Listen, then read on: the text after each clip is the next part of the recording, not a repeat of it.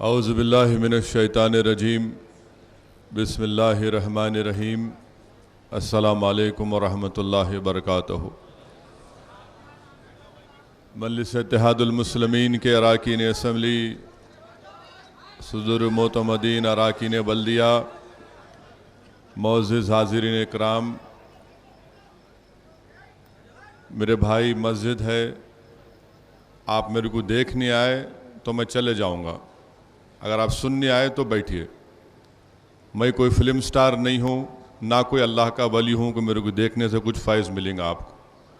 میں ایک سیاست دان ہوں اور اللہ اس کے رسول کی بات کرنے کے لیے آپ کے سامنے کھڑا ہوں، اور یہ کیمرہ مین آپ میرے پہ فوکس کر کے بیٹھ جاؤ، پورا فوکس کرو میرے پہ، میں بھاگنے والا نہیں ہوں، یہیں کھڑے، اب آپ بیٹھ جاؤ۔ چلو ہو گیا تمہارا کام، چلو تم بھی سٹ ڈاؤن۔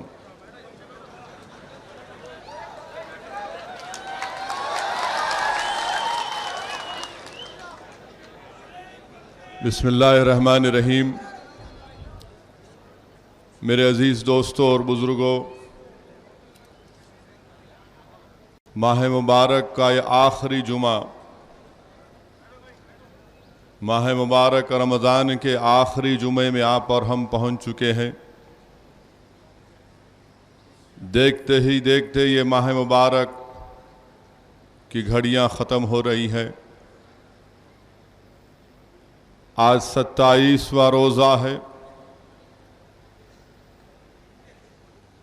اس ماہ مبارک کے آخری دہے میں ہے جس کو جہنم سے نجات کا دہا کہا گیا۔ اب نہیں معلوم کہ آپ پر اور مجھ پر پہلے دہے کی رحمت پوری ہوئی یا نہیں ہوئی، نہیں معلوم کہ بخشش یا مغفرت ہوئی یا نہیں ہوئی، یہ بھی ہم کو پتہ نہیں ہے کہ اس آخری دہے میں ہم کو جہنم سے نجات ملی یا نہیں ملی۔ میرے عزیز دوستوں اور بزرگوں، میرے غیور نوجوان ساتھیوں، ابھی بھی اس ماہ مبارک کے 2 دن باقی ہیں، ابھی بھی اس ماہ مبارک کی 3 راتیں ہمارے پاس ہیں۔ کل 27ویں شب ہو چکی اور اس کی صبح یا دوپہر یہ آج ہے۔ اب نہیں معلوم کہ جو خوش قسمت تھے جنہوں نے کل رات عبادت کی، اللہ کا ذکر کیا، تو وہ خوش قسمت ہیں کہ اللہ ان کی عبادت کو قبول کیا ہوگا۔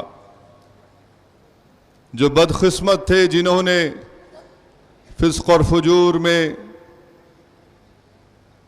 اور کل کی رات کو بھی ضائع کر دیا، تو میرے بھائی آج ہے، آج جمعہ ہے،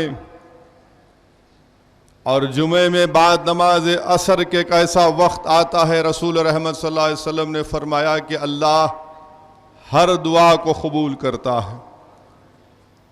اگر کل کی رات سے بعض لوگ غفلت میں گزار دیے، آؤ نوجوان ساتھیوں، آج جمعہ ہے، آج کی رات ہے، کل بھی تاخرات ہے، اور ہو سکتا ہے کہ کل بھی شب قدر ہو جائے۔ رمضان 27ویں شب کے بعد ختم نہیں ہوتا، نہ رمضان 29ویں شب کو ختم ہوتا ہے۔ رمضان عید سے پہلی رات میں بھی ہم کو یہ رسول رحمت صلی اللہ علیہ وسلم نے بتایا کہ وہ رات جو عید سے پہلے کی ہوتی ہے، وہ رات مزدور کو مزدوری دینے والی رات ہوتی ہے۔ تو نوجوانوں، میرے غیور ساتھیوں، اگر کل کی شب میں ہم نے غفلت میں گزار دی تو آج ہے کل بھی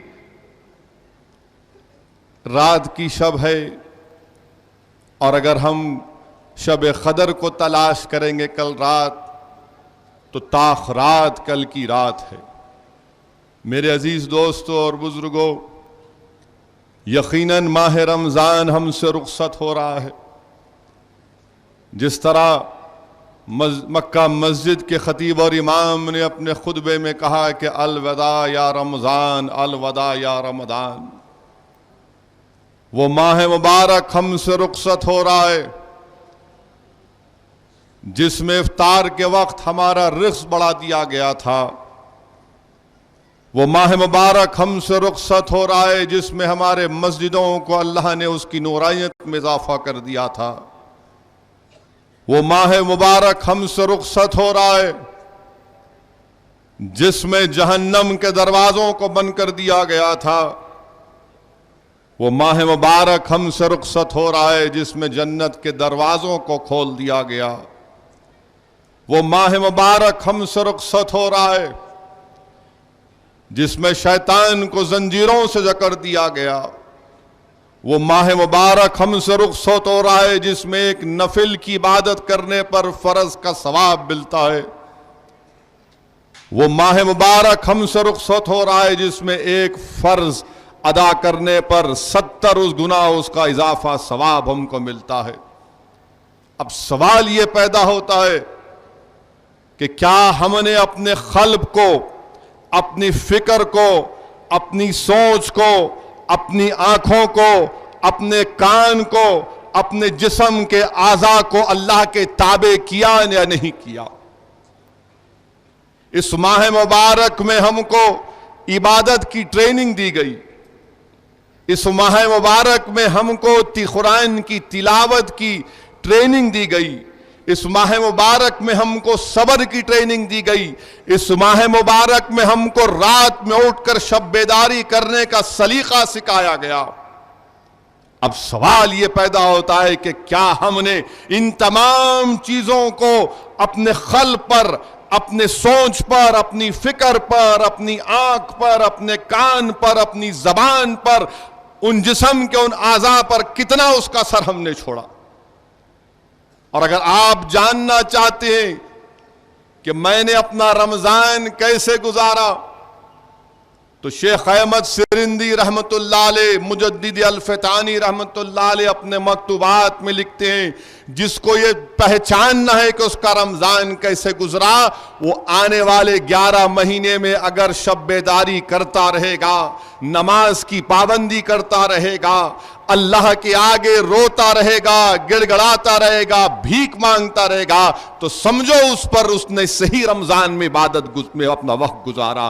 اگر اس نے رمضان کے بعد پھر اس راستے پر چلا گیا جس راستے پر ہم کو شیطان چلانا چاہتا ہے تو سمجھو رمضان گیا اس کا۔ اب ہم پر اور آپ پر اور مجھ پر منحصر ہے کہ رمضان کے اختتام کے بعد ہم کیا کرنے والے ہیں۔ امام ابو لیث تنبۃ الغافلین میں بہت بڑے فقیہ گزرے امام ابو لیث۔ امام ابو لیث رحمت اللہ علیہ لکھتے ہیں کہ 4 چیزیں ایسی ہیں اگر اس کے بعد کوئی نیکی نہیں کرے گا تو وہ نیکی بھی چلے گئی۔ وہ مجاہد جس نے اللہ کی راہ میں جہاد کیا اور غازی بن کر واپس لوٹا اور اس کے بعد نیکیاں نہیں کرتا تو اس کا جہاد کا کوئی شمار نہیں۔ پھر آپ نے فرمایا کہ وہ حاجی جو حج کرنے کے لیے گیا اور حج کی سعادت اس کو نصیب ہوئی اور حج کرنے کے بعد واپس آ کر کوئی نیکی نہیں کرتا تو پھر گیا۔ تیسرا وہ شخص جو بیمار تھا، خوب بیمار تھا، اللہ اس کو صحت دیا، شفا دیا، اور صحت پانے کے بعد وہ نیکیاں نہیں کرتا تو پھر وہ گیا۔ چوتھا جس نے رمضان کو پایا، رمضان میں عبادتیں کی اور پھر رمضان کے اختتام کے بعد جو آنے والے 11 مہینے ہیں دوبارہ ابلیس کے بتائے ہوئے راستے پر چلنا شروع کیا تو پھر اس کے روزے بھی قبول نہیں ہوتے۔ اسی لیے اللہ کے رسول صلی اللہ علیہ وسلم نے فرمایا کہ بعض لوگوں کو روزوں میں سوائے کھانا چھوڑنے کے کچھ نہیں ملتا۔ کھانا چھوڑنے کے کچھ نہیں ملتا۔ اسی لیے میرے عزیز دوستوں اور بزرگوں، میں آپ کے سامنے بڑی انکساری کے ساتھ عرض کر رہا ہوں، التجا کر رہا ہوں، میں نوجوانوں سے بھیک مانگ رہا ہوں کہ نوجوانوں، اب جو آنے والے 11 مہینے ہیں اس کی تیاری کرو۔ ہم رمضانی مسلمان نہیں ہیں، ہم 24/7 مسلم ہیں۔ ہم زندگی کا ہر لمحے میں مسلمان ہیں، ہم اونلی رمضان کے مسلمان نہیں ہیں۔ ہم تو جب تک زندہ رہیں گے اسلام پر رہیں گے انشاءاللہ تعالی۔ ہم جب تک زندہ رہیں گے اللہ کے سامنے سر بسجود ہوتے رہیں گے۔ ہمارے جسم میں آخری سانس ہوگی تو بھی ہم نماز ادا کریں گے۔ ہم جب تک زندہ رہیں گے روزے رکھیں گے، زکوٰۃ دیں گے، صدقہ دیں گے، حج کرنے جائیں گے، نیکیوں کی دعوت دیں گے، برائیوں سے روکیں گے، برائیوں کا خاتمہ کریں گے۔ یہ ہم کو یہ تعلیم دی گئی ہے۔ اور پھر میرے عزیز دوستوں اور بزرگوں، جس نے رمضان میں بھی اپنے گناہوں کی بخشش نہیں کروا لی، پھر وہ کب کرے گا؟ کسی نے جا کر حضرت علی شیر خدا سے امیر المومنین سے پوچھا، یا علی، جب گناہگار اللہ کو پکارتا ہے اور نیک بندہ اللہ کو پکارتا ہے تو اللہ کیسا اس کو دیکھتا ہے، کیسے اس کا جواب دیتا ہے؟ شیر خدا حضرت علی نے فرمایا، جب نیک بندہ اللہ کو پکارتا ہے تو اللہ کہتا ہے میں حاضر ہوں۔ جب گناہگار پکارتا ہے تو اللہ کہتا ہے میں حاضر ہوں میرے بندے، میں حاضر ہوں میرے بندے، میں حاضر ہوں میرے بندے۔ سوال کرنے والے نے پوچھا کہ یا علی، نیک بندہ پکار رہا ہے اللہ کو اور ایک بار، اور گناہگار پکار رہا ہے تو اللہ کئی مرتبہ کہہ رہا ہے کہ میں حاضر ہوں، میں حاضر ہوں، اس کا کیا مطلب؟ امیر المومنین حضرت علی نے ارشاد فرمایا کہ اللہ یہ کہتا ہے کہ جب نیک بندہ مجھے پکارتا ہے تو اس کو اپنی نیکیوں پر بھروسہ ہوتا ہے، جب گناہگار مجھے پکارتا ہے تو اس کو میری رحمت پر پورا بھروسہ ہوتا ہے۔ اس لیے میں اس کو بار بار کہتا ہوں کہ میں حاضر ہوں میرے بندے، میں حاضر ہوں میرے بندے۔ اب بارش ہو رہی ہے، ہم خیمے میں بیٹھے ہیں، بارش ہو رہی ہے۔ اسی طرح کسی نے جا کر حضرت موسیٰ علیہ السلام سے پوچھا کہ اے موسیٰ، جب اللہ کی رحمت برستی ہے تو نیک بندوں پر اور گناہگاروں پر کیسے برستی ہے؟ حضرت موسیٰ علیہ السلام نے کہا کہ بارش ہو رہی ہے، یہ اچھا برتن لو اور یہ ناکارہ برتن لے جا کر صحن کے آنگن میں رکھ دو۔ بارش ہو رہی تھی، بارش ہوئی، دونوں برتن میں پانی بھر گیا۔ حضرت موسیٰ نے عرض کیا کہ دیکھو، جب اللہ کی رحمت برستی ہے تو اللہ یہ نہیں دیکھتا کہ کون ناکارہ ہے کون نیک ہے، اللہ کی رحمت دونوں پر یکساں برستی ہے۔ مگر علماء اکرام نے کیا فرمایا؟ اگر چھوٹا تالاب ہوگا اتنا ہی اس میں پانی آئے گا، بڑا تالاب ہوگا تو زیادہ پانی بھرے گا۔ گنڈی پیٹ ہے، ہمایت ساگر ہے، دریائے کرشنا ہے، ناگرجنا ساگر ہے، سنگور ہے، مانجیرا ہے، جتنا اس میں وسعت ہے اتنا پانی آئے گا۔ اور اگر پہاڑ کے اوپر پانی گرے گا، بنجر زمین پر پانی گرے گا تو کچھ فائدہ نہیں، صرف پانی گرے گا اور چلا جائے گا۔ مگر اگر زمین زرخیز ہوگی، زمین زرخیز ہوگی، بارش ہوگی تو اس پر لہلہاتے کھیت ہوں گے، پھول اگیں گے۔ میرے بھائی، اگر ہمارے سینے سخت ہو چکے ہیں، اگر ہمارے سینے سخت ہو چکے ہیں، پہاڑوں کی طرح پتھر کے ہو چکے ہیں، تو پھر اللہ کی رحمت اگر اس پر گرے گی تو کوئی فرق نہیں پڑتا۔ جو زمین زرخیز ہوتی ہے، جس کے دل نرم ہوتے ہیں، جس کے دل میں اللہ کا خوف ہوتا ہے، جس کے دل میں رسول اللہ صلی اللہ علیہ وسلم کی اٹوٹ محبت ہوتی ہے، اگر اس پر جب رحمت گرتی ہے تو اس پر پھول اور پھل برستے ہیں اعمال کے۔ جو بنجر زمین ہوتی ہے کچھ نہیں ہوتا۔ اسی لیے میرے عزیز دوستوں اور بزرگوں، اپنے دلوں کو نرم کرو، اپنے دلوں کو نرم کرو. کسی نے جا کر امت کی ماں حضرت عائشہ صدیقہ سے پوچھا کہ امت کی ماں میرا دل بہت سخت ہو گیا. امت کی ماں نے کیا علاج بتایا؟ امت کی ماں نے کہا کہ موت کو یاد کرو، موت کو یاد کرو، کثرت سے یاد کرو موت کو. امت کی ماں نے کہا کہ کثرت سے موت کو یاد کرو، کثرت سے موت کو یاد کرو. جس کا دل سخت ہو جاتا ہے وہ موت کے یاد کرنے سے دل نرم پڑ جاتا. تو آپ دیکھتے ہیں کہ کسان زمین کو نرم کرتا ہے، بیج بونے سے پہلے خوب نرم کرتا ہے، اور اس کے بعد ٹریکٹر چلاتا ہے، پھر اس میں بیج ڈالتا ہے اور انتظار کرتا ہے بارش ہونے کا. تو یہ رمضان ہے جو آیا، اس نے گناہوں کو جلا دیا، اس نے گناہوں کو جلا دیا. اب یہ زمین زرخیز ہو چکی ہے نوجوانوں، تمہارا دل، تمہاری سوچ ایک زرخیز ہو چکی ہے. اب اس پر اللہ کی رحمت کی بارش ہوگی. تو خدا کے لیے شیطان کو قریب آنے مت دو، شیطانی اعمال کو قریب آنے مت دو. اور میرے بھائی، اسی لیے اللہ کے رسول صلی اللہ علیہ وسلم نے ارشاد فرمایا کہ دلوں کے علاج کے لیے رحمت العالمین نے فرمایا صلی اللہ علیہ وسلم نے کہ کثرت سے موت کو یاد کرو اور قرآن کی تلاوت کرو.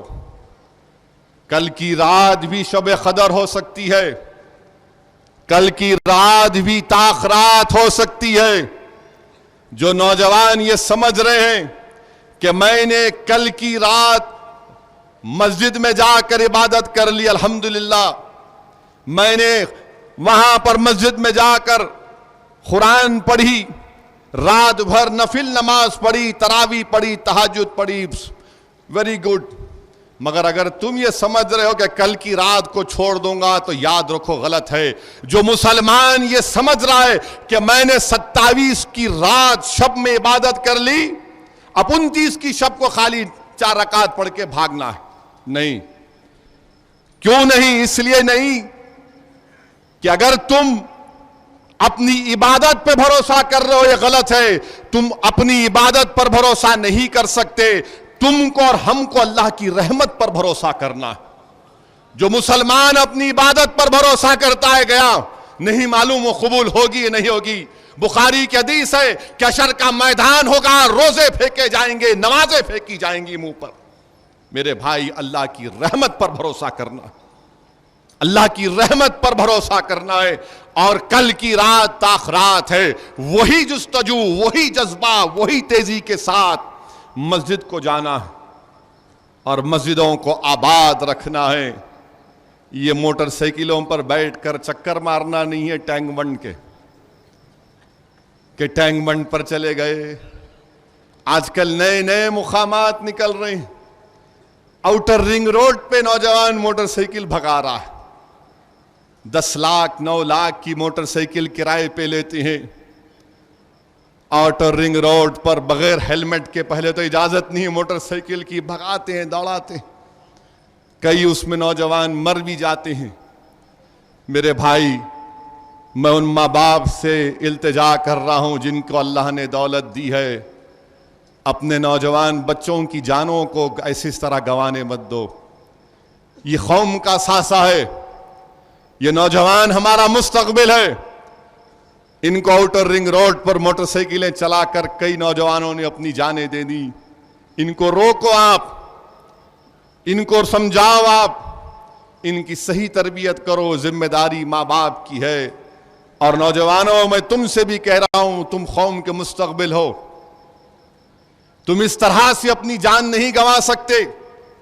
تم پر بہت بڑی ذمہ داری عائد ہونے والی ہے قوم اور ملت کی. تم کو لڑنا ہے دشمن اسلام سے، تم کو اپنی قوم کو بچانا ہے، ہندوستان کو بچانا ہے، اپنے معاشرے کو بچانا ہے.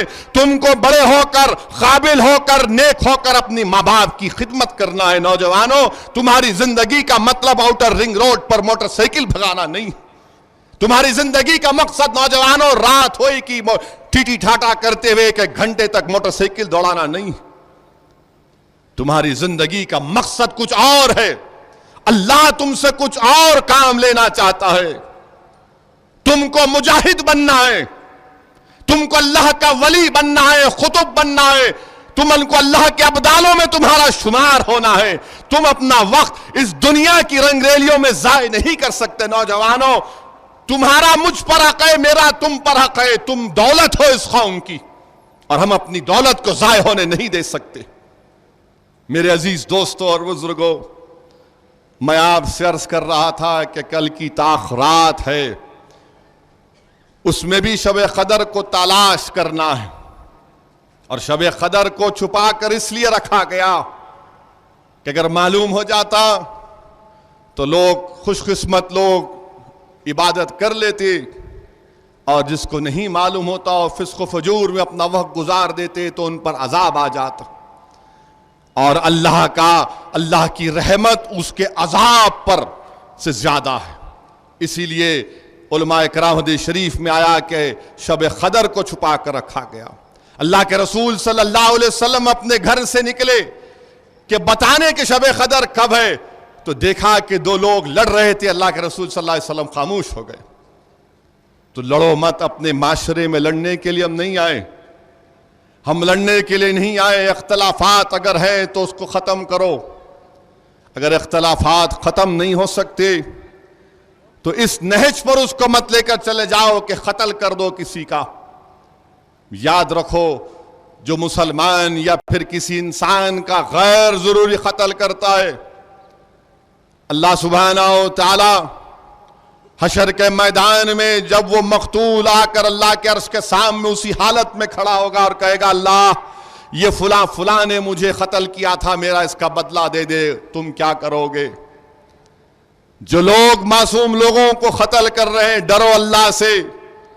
تم آج یہاں پر طاقتور ضرور ہوگے، مگر کل تم کو جواب دینا پڑے گا۔ اگر پوری انسانیت مل کر کسی ایک آدمی کا ناجائز قتل کریں گے تو اللہ فرماتا ہے کہ میں پوری انسانیت کو جہنم میں ڈال دوں گا۔ میرے بھائی، حدیث شریف میں آیا کہ شرک کی معافی نہیں ہے اور کسی کو ناحق قتل کرنے والے کی معافی نہیں ہے۔ ہمارا مقصد اختلافات کو بڑھانا نہیں ہے، اختلافات کو کم کرنا ہے۔ اگر کم نہیں ہو سکتے، کم سے کم let us agree to disagree۔ مگر قوم میں اور پورے معاشرے میں ایک اس طرح کا ماحول ہم نہیں بننے دے سکتے۔ میرے بھائی، کل کی عظیم رات ہے، تاخرات ہے، اس کا خاص خیال رکھیے، اس کا خاص خیال رکھیے۔ اور میں آپ سے عرض کر رہا ہوں، امام احمد بن حنبل اپنی کتاب مسند میں حدیث شریف لکھے، امام ابو لیث نے اس کو اپنا لکھا، حدیث کو بھی لکھا کہ اللہ ہر روز 5 مقامات پر اپنے مخصوص فرشتوں کو بھیجاتا ہے، مدینہ شریف میں، مکہ شریف میں، بیت المقدس میں، مسلمانوں کے قبرستان میں اور بازاروں میں۔ جو مکہ شریف کا فرشتہ جس کو بھیجاتا ہے وہ کہتا ہے کہ جس نے اللہ کے فرائض کو چھوڑ دیا، جس نے اللہ کے فرائض کو چھوڑ دیا، اس سے اللہ کی رحمت دور ہو گئی۔ جو مدینہ شریف کو فرشتہ جاتا ہے، کہتا ہے جس نے رسول اللہ صلی اللہ علیہ وسلم رحمت للعالمین کی سنت کو ترک کیا، وہ رسول اللہ کی شفاعت سے محروم ہو جائے گا۔ جو مسلمانوں کے قبرستان میں فرشتہ جائے گا، وہ ان قبرستانوں کے مردوں سے پوچھے گا، بتاؤ کہ تم نے کیا حاصل کیا تھا؟ تو کہیں گے کہ ہم نے اپنا وقت دنیا میں ضائع کیا تھا، سوائے اس کے کہ ہم نے بعض وقت اللہ کے ذکروں میں، اللہ کی حمد و ثنا جہاں ہوتی تھی وہاں پر ہم نے جا کر اپنا وقت گزارا۔ جو بازاروں میں فرشتہ جاتا ہے وہ کہتا ہے کہ سنو، جس کی آواز ہم کو نہیں آتی، وہ کہتا ہے کہ تم آج بازاروں میں اپنا وقت خراب کر رہے ہو، اور اللہ تم کو اپنے عذاب سے اس لیے بچا رہا ہے کیونکہ تم میں متقی نوجوان ہیں، تم میں دودھ پینے والے بچے ہیں جو اپنی ماؤں کے گود میں دودھ پی رہے ہیں، تمہارے پاس جانور ہیں جو گھاس کھا رہے ہیں، تمہارے پاس اللہ کے ولی ہیں جو ضعیفی میں اللہ کی عبادت کر رہے، اس لیے اللہ عذاب نہیں بھیجا رہا۔ میرے عزیز دوستوں اور بزرگوں، یہ ماہ مبارک رخصت ضرور ہو رہا ہے، مگر عام خیال یہ ہے ارے شب قدر ہو گئی، بس ہو گیا، بس نکلو یہاں سے، بھاگو اب. نہیں میرے بھائی، روکو اپنے آپ کو، روکو اپنے آپ کو.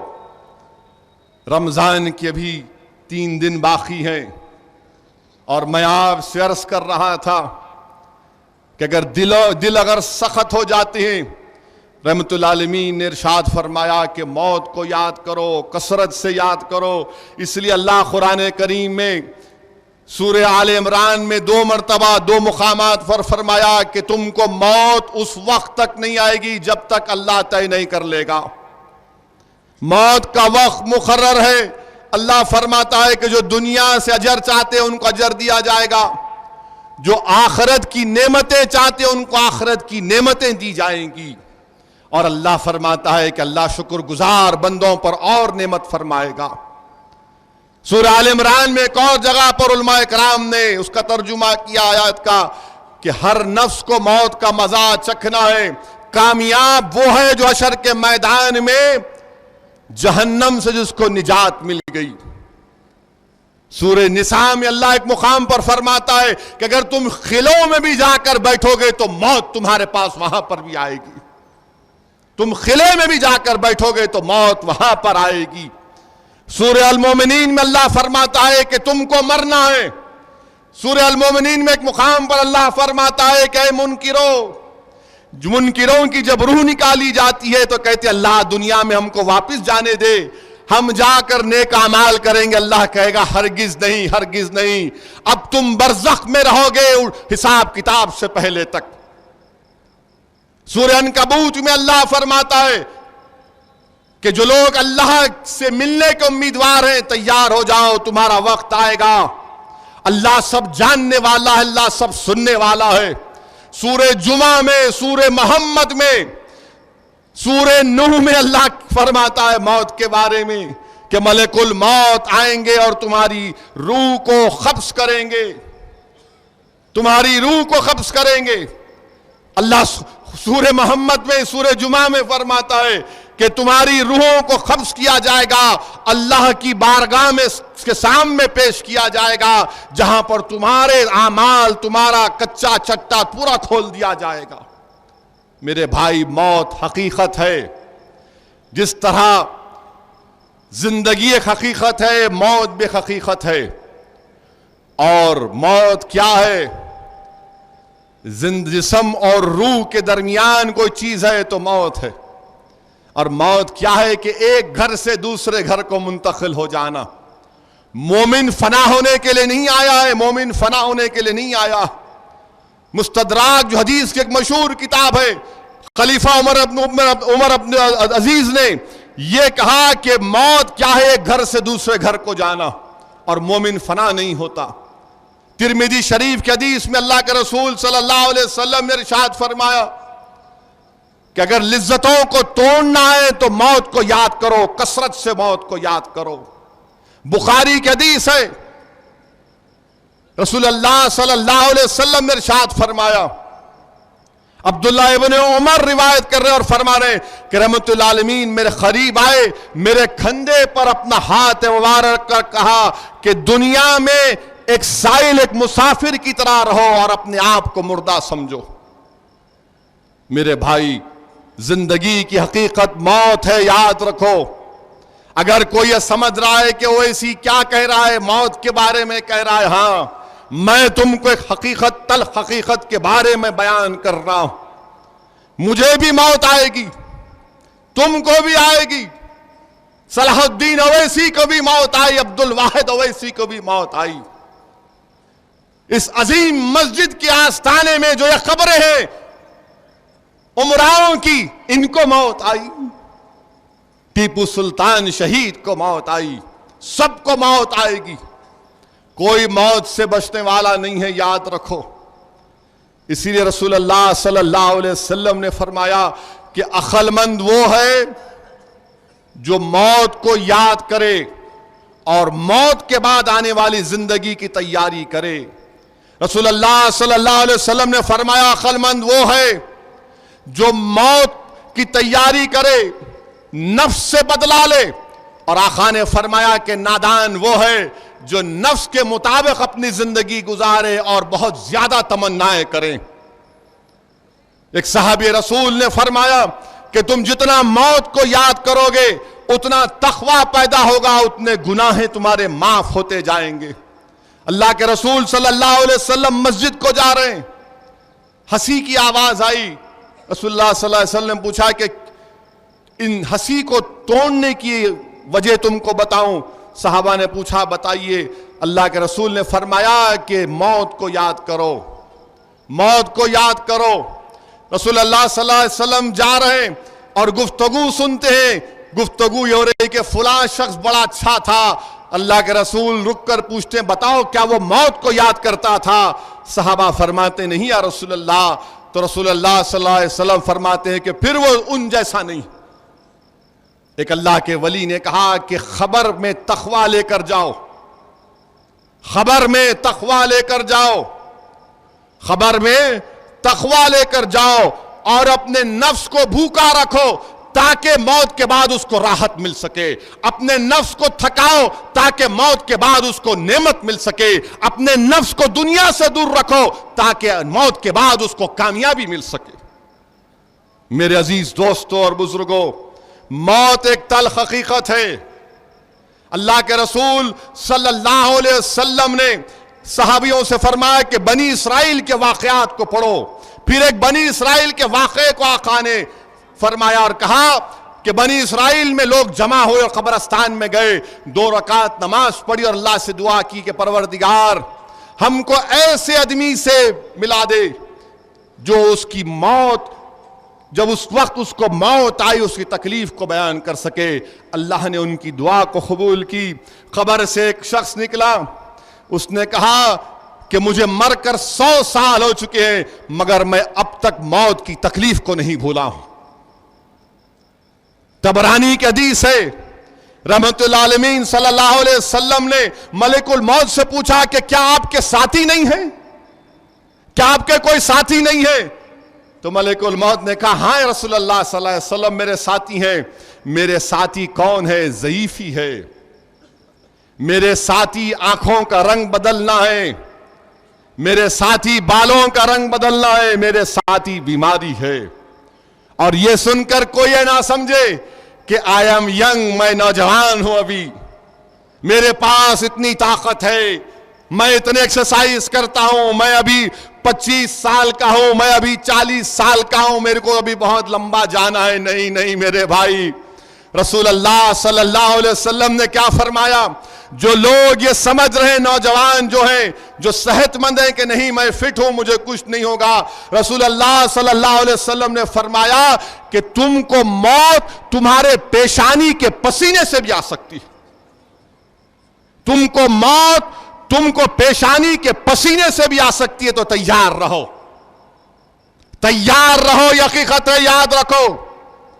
اسد الدین اویسی ہو سکتا ہے کہ کل صبح نہ دیکھے، اسی لیے رابعہ بصری جو ایک بہت بڑی ولیہ گزری، وہ جب رات میں عبادت کرتی تو رابعہ فرماتی کہ رابعہ کو کل صبح نصیب نہیں ہوگا تو رات بھر عبادت، صبح ہوتی تو کہتی کہ رابعہ کو رات نصیب نہیں ہوگی، دن بھر عبادت۔ میرے بھائی، یہاں پر حضرت عیسیٰ علیہ السلام کا واقعہ یاد آ رہا ہے۔ اللہ نے عیسیٰ علیہ السلام کو معجزہ دیا کہ جب وہ کسی خبر پر جا کر خم باذن اللہ بولتے تو اس خبر سے مردہ زندہ ہو جاتا۔ تو لوگوں نے کہا عیسیٰ کہ تم ہو سکتا ہے ایسے لوگوں کو زندہ کر رہے ہو جو تازہ مرے ہوں، یا پھر ان پر موت نہیں یا کچھ کیفیت ہوگی، تم ہم کو ایک ایسے آدمی کو زندہ کرو جس کو مر کر برسوں ہو چکے ہیں۔ حضرت عیسیٰ نے کہا بتاؤ کون؟ تو لوگوں نے کہا کہ سام بن نوح علیہ السلام کے بیٹے کی خبر پر جا کر آپ کہیے خم باذن اللہ۔ حضرت عیسیٰ وہاں گئے، دعا کی اللہ سے اور پھر کہا خم باذن اللہ، تو سام بن نوح علیہ السلام، حضرت نوح علیہ السلام کے بیٹے آئے اور دیکھا کیا ہے، حضرت سام بن نوح علیہ السلام کے بال سفید ہو چکے ہیں۔ اس زمانے میں بال سفید نہیں ہوتے تھے۔ حضرت عیسیٰ نے پوچھا یہ کیا ہوا سام؟ آپ لوگوں کی تو کیفیت یہ نہیں تھی کہ آپ کے بال سفید ہو جاتے. تو سام بن نوح نے کہا کہ عیسیٰ جب تم نے کہا قم باذن اللہ تو میں نے سمجھا کہ اب قیامت ہو گئی، اسی لیے اس ڈر سے اس خوف سے میرے بال سفید ہو گئے. میرے بھائی یہ حقیقت ہے موت کی. حضرت عیسیٰ اپنی ماں کو لے کر، وہب بن منبع صحابی گزرے، اپنے دادا سے اس واقعہ کو لکھتے ہیں کہ وہ حضرت عیسیٰ علیہ السلام اور آپ کی والدہ بی بی مریم لبنان کے پہاڑیوں پر گئے کہ ہم اللہ کی عبادت کریں گے. دن بھر روزہ رکھتے، حضرت عیسیٰ گھاس اور کچھ ترکاری میوہ لاتے اور پھر اللہ کی عبادت کرتے اور روزہ کھولتے. ایک دن حضرت عیسیٰ گئے یہ گھاس لانے کے لیے، آپ کی ماں بیٹھی ہوئی ہے، ایک آواز آتی ہے تو حضرت بی بی مریم پریشان ہو جاتی ہیں، کہتی ہیں کون ہو تم؟ تمہاری آواز سے مجھے ہیبت ہو رہی ہے، کون ہو تم؟ تو پکارنے والا کہتا ہے کہ اے بی بی مریم میں ملک الموت ہوں. وہ فرماتی ہیں کیا تم مجھ سے ملاقات کرنے آئے یا پھر میری روح قبض کرنے آئے؟ وہ کہتے ہیں کہ نہیں، اللہ کا حکم ہوا ہے آپ کی روح لے کر جانا. وہ کہتی ہے کہ کیا تم تھوڑی دیر نہیں ٹھہر سکتے، میرا بیٹا آ جائے گا. بی بی مریم کہہ رہی ہیں تم کیا تھوڑی دیر نہیں ٹھہر سکتے، میرا بیٹا آ جائے گا. ملک الموت کہتے ہیں کہ نہیں، اللہ کا حکم ہے، نہ ایک پل آگے بڑھ سکتا نہ ایک پل کم ہو سکتا. وہ کہتی ہے کہ جب اللہ کا حکم ہے تو اس کی تعمیل کرو. حضرت عیسیٰ علیہ السلام واپس آتے ہیں محراب کے پاس، اپنی ماں کو سویا دیکھتے سمجھتے ہیں کہ اپنی ماں نے اپنے عبادت کر کے تھک گئی ہوگی. وہ اپنی عبادت میں مشغول ہو جاتے.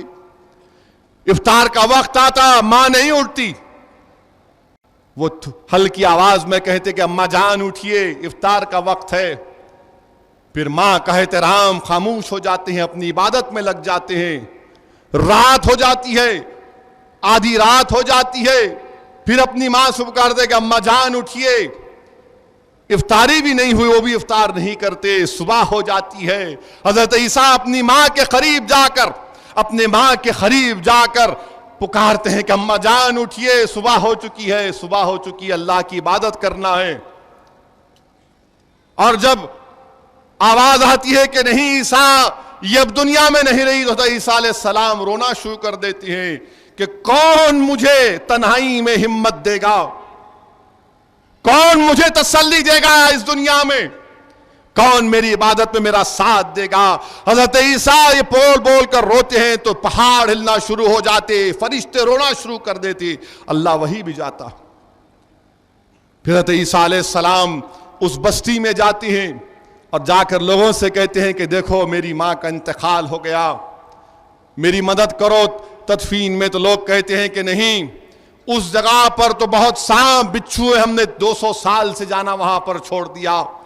دوبارہ حضرت عیسیٰ جاتے ہیں تو ہم وہاں پہ حضرت جبرائیل علیہ السلام کو دیکھتے ہیں، حضرت اسرائیل علیہ السلام کو دیکھتے ہیں اور کہتے ہیں کہ ہم اللہ کے فرشتے ہیں. اب بڑی آنکھوں والی حوریں آ کر آپ کی ماں کو غسل دیں گی. اور پھر اس کے بعد ان کی تدفین ہوئی.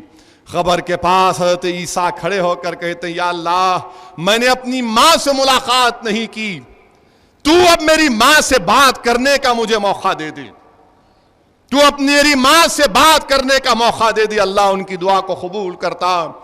وہ اپنی ماں کے قبر کے پاس کھڑے ہو کر کہتے کہ اماں جان میں آپ سے ملاقات نہیں کر سکا، بتائیے آپ کا یہ گھر کیسا ہے. بی بی مریم فرماتی ہیں کہ بڑا اچھا گھر دیا، اللہ نے مجھ پر بہت بار رحم کیا، میں بڑے آرام سے ہوں میرے بیٹے. پھر حضرت عیسیٰ علیہ السلام پوچھتے ہیں کہ اماں جان وہ موت کی گھڑی کیسی تھی؟ تو بی بی مریم فرماتی ہے کہ میں نے اب تک اس کی تکلیف کو نہیں بھولی، میں نے اب تک اس کی تکلیف کو نہیں بھولی. میرے بھائی اسی لیے رسول اللہ صلی اللہ علیہ وسلم دعا فرماتے کہ اللہ مجھے سکرات موت سے بچا.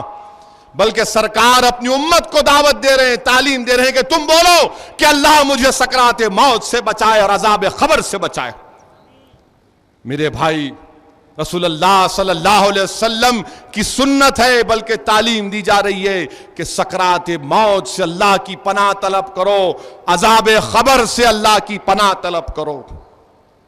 اور میرے عزیز دوستوں اور بزرگوں، یہ جہنم سے نجات کا دہا ہے۔ میں نے پہلے بھی کہا، آج پھر دہرا رہا ہوں، اللہ کے رسول صلی اللہ علیہ وسلم کی حدیث ہے کہ جبریل امی آ کر کہتے ہیں، رسول اللہ صلی اللہ علیہ وسلم، اللہ نے جہنم کی آگ کو اور دہکانے کا حکم دیا ہے، تو جہنم کی آگ 1000 سال جلتی رہی، سفید ہو گئی۔ پھر اللہ نے کہا اور دہکاؤ، 1000 سال دہکتی رہی تو سرخ ہو گئی۔ پھر اللہ نے کہا 1000 سال اور دہکاؤ، تو پھر وہ کالی ہو گئی، نہ اس سے چنگاری نکلتی ہے نہ کچھ نکلتی ہے۔ اور پھر حدیث شریف میں آیا کہ اگر جہنم کو اللہ سوئی کے برابر، جو سوراخ ہوتا ہے سوئی میں، اس کے برابر اس کو کھول دے تو پوری زمین جل جائے گی۔ اگر جہنم کا وہ فرشتہ اگر دنیا میں آ جائے تو اس کی بدبو سے، اس کی وحشت سے لوگ پورے مر جائیں۔ اگر جہنم میں جو زنجیریں اس کو کسی ایک اونچے پہاڑ پر رکھ دیا جائے تو پہاڑ پگھل جائیں۔ دنیا کی جو آگ ہے میرے بھائی، اس کو 17 یہ جہنم کی آگ کا 17واں حصہ ہے، اس کو رحمت سے پانی سے دھویا گیا، اور یہی دنیا کی آگ اللہ سے دعا کرتی ہے، اللہ مجھے دوبارہ جہنم میں مت ڈال، مجھے دوبارہ جہنم میں مت ڈال۔ یہ جہنم سے نجات کا دہا ہے میرے بھائی۔ ابھی بھی ہمارے پاس رمضان کے 2 دن باقی ہیں، کل 29ویں شب ہے، کل بھی شب قدر ہو سکتی ہے۔ اللہ کو ہم راضی کر سکتے ہیں، اللہ کو ہم گڑ گڑا کر اللہ کے سامنے اپنی بے بسی کا اظہار کر کے اللہ سے بھیک مانگ سکتے ہیں کہ پروردگار، میں نے دنیا ہرس میں اور دولت میں گزار دی جس کی وجہ سے میں تباہ ہو گیا، پروردگار یہ دنیا کی ہرس اور دولت کی ہرس میرے دل سے نکال دے۔ میرے عزیز دوستو، دعا کرنے کا وقت ہے۔ یہ اللہ کی بہت بڑا اللہ کی رحمت ہے، کرم ہے کہ آپ اور ہم زندہ ہیں۔ نہیں معلوم کہ آئندہ سال زندہ رہیں گے یا نہیں رہیں گے، موت کس کو آ جاتی نہیں معلوم۔ میں اپنی بات آپ کے سامنے کہہ رہا ہوں کہ میں پچھلے 1 سال سے اپنی پھوپھی سے ملنا چاہتا تھا، بڑی نیک عورت تھی۔ میں جب برطانیہ پڑھنے کے لیے گیا تو چند مہینے ان کے گھر میں رہا، 1 سال سے ان سے ملنے کی کوشش کر رہا تھا۔ میری کاہلی کی وجہ سے اور پھر میری کام کی وجہ سے ان سے نہیں مل سکا۔ معلوم ہوا کہ رمضان میں ان کا انتقال ہو گیا۔ میرے بھائی، ایسے کتنے لوگ ہوں گے جو آپ اور ہم سوچتے ہیں کل جاؤں گا، پرسوں جاؤں گا، مل لوں گا، چچا سے، پھوپھی سے، تایا سے، خالہ سے، خالو سے، اپنے بھائی سے۔ میرے بھائی، زندگی میں وقت نہیں ہے، دوڑو۔ اماں زندہ ہے تو اماں کے پیروں پر سر رکھ دو۔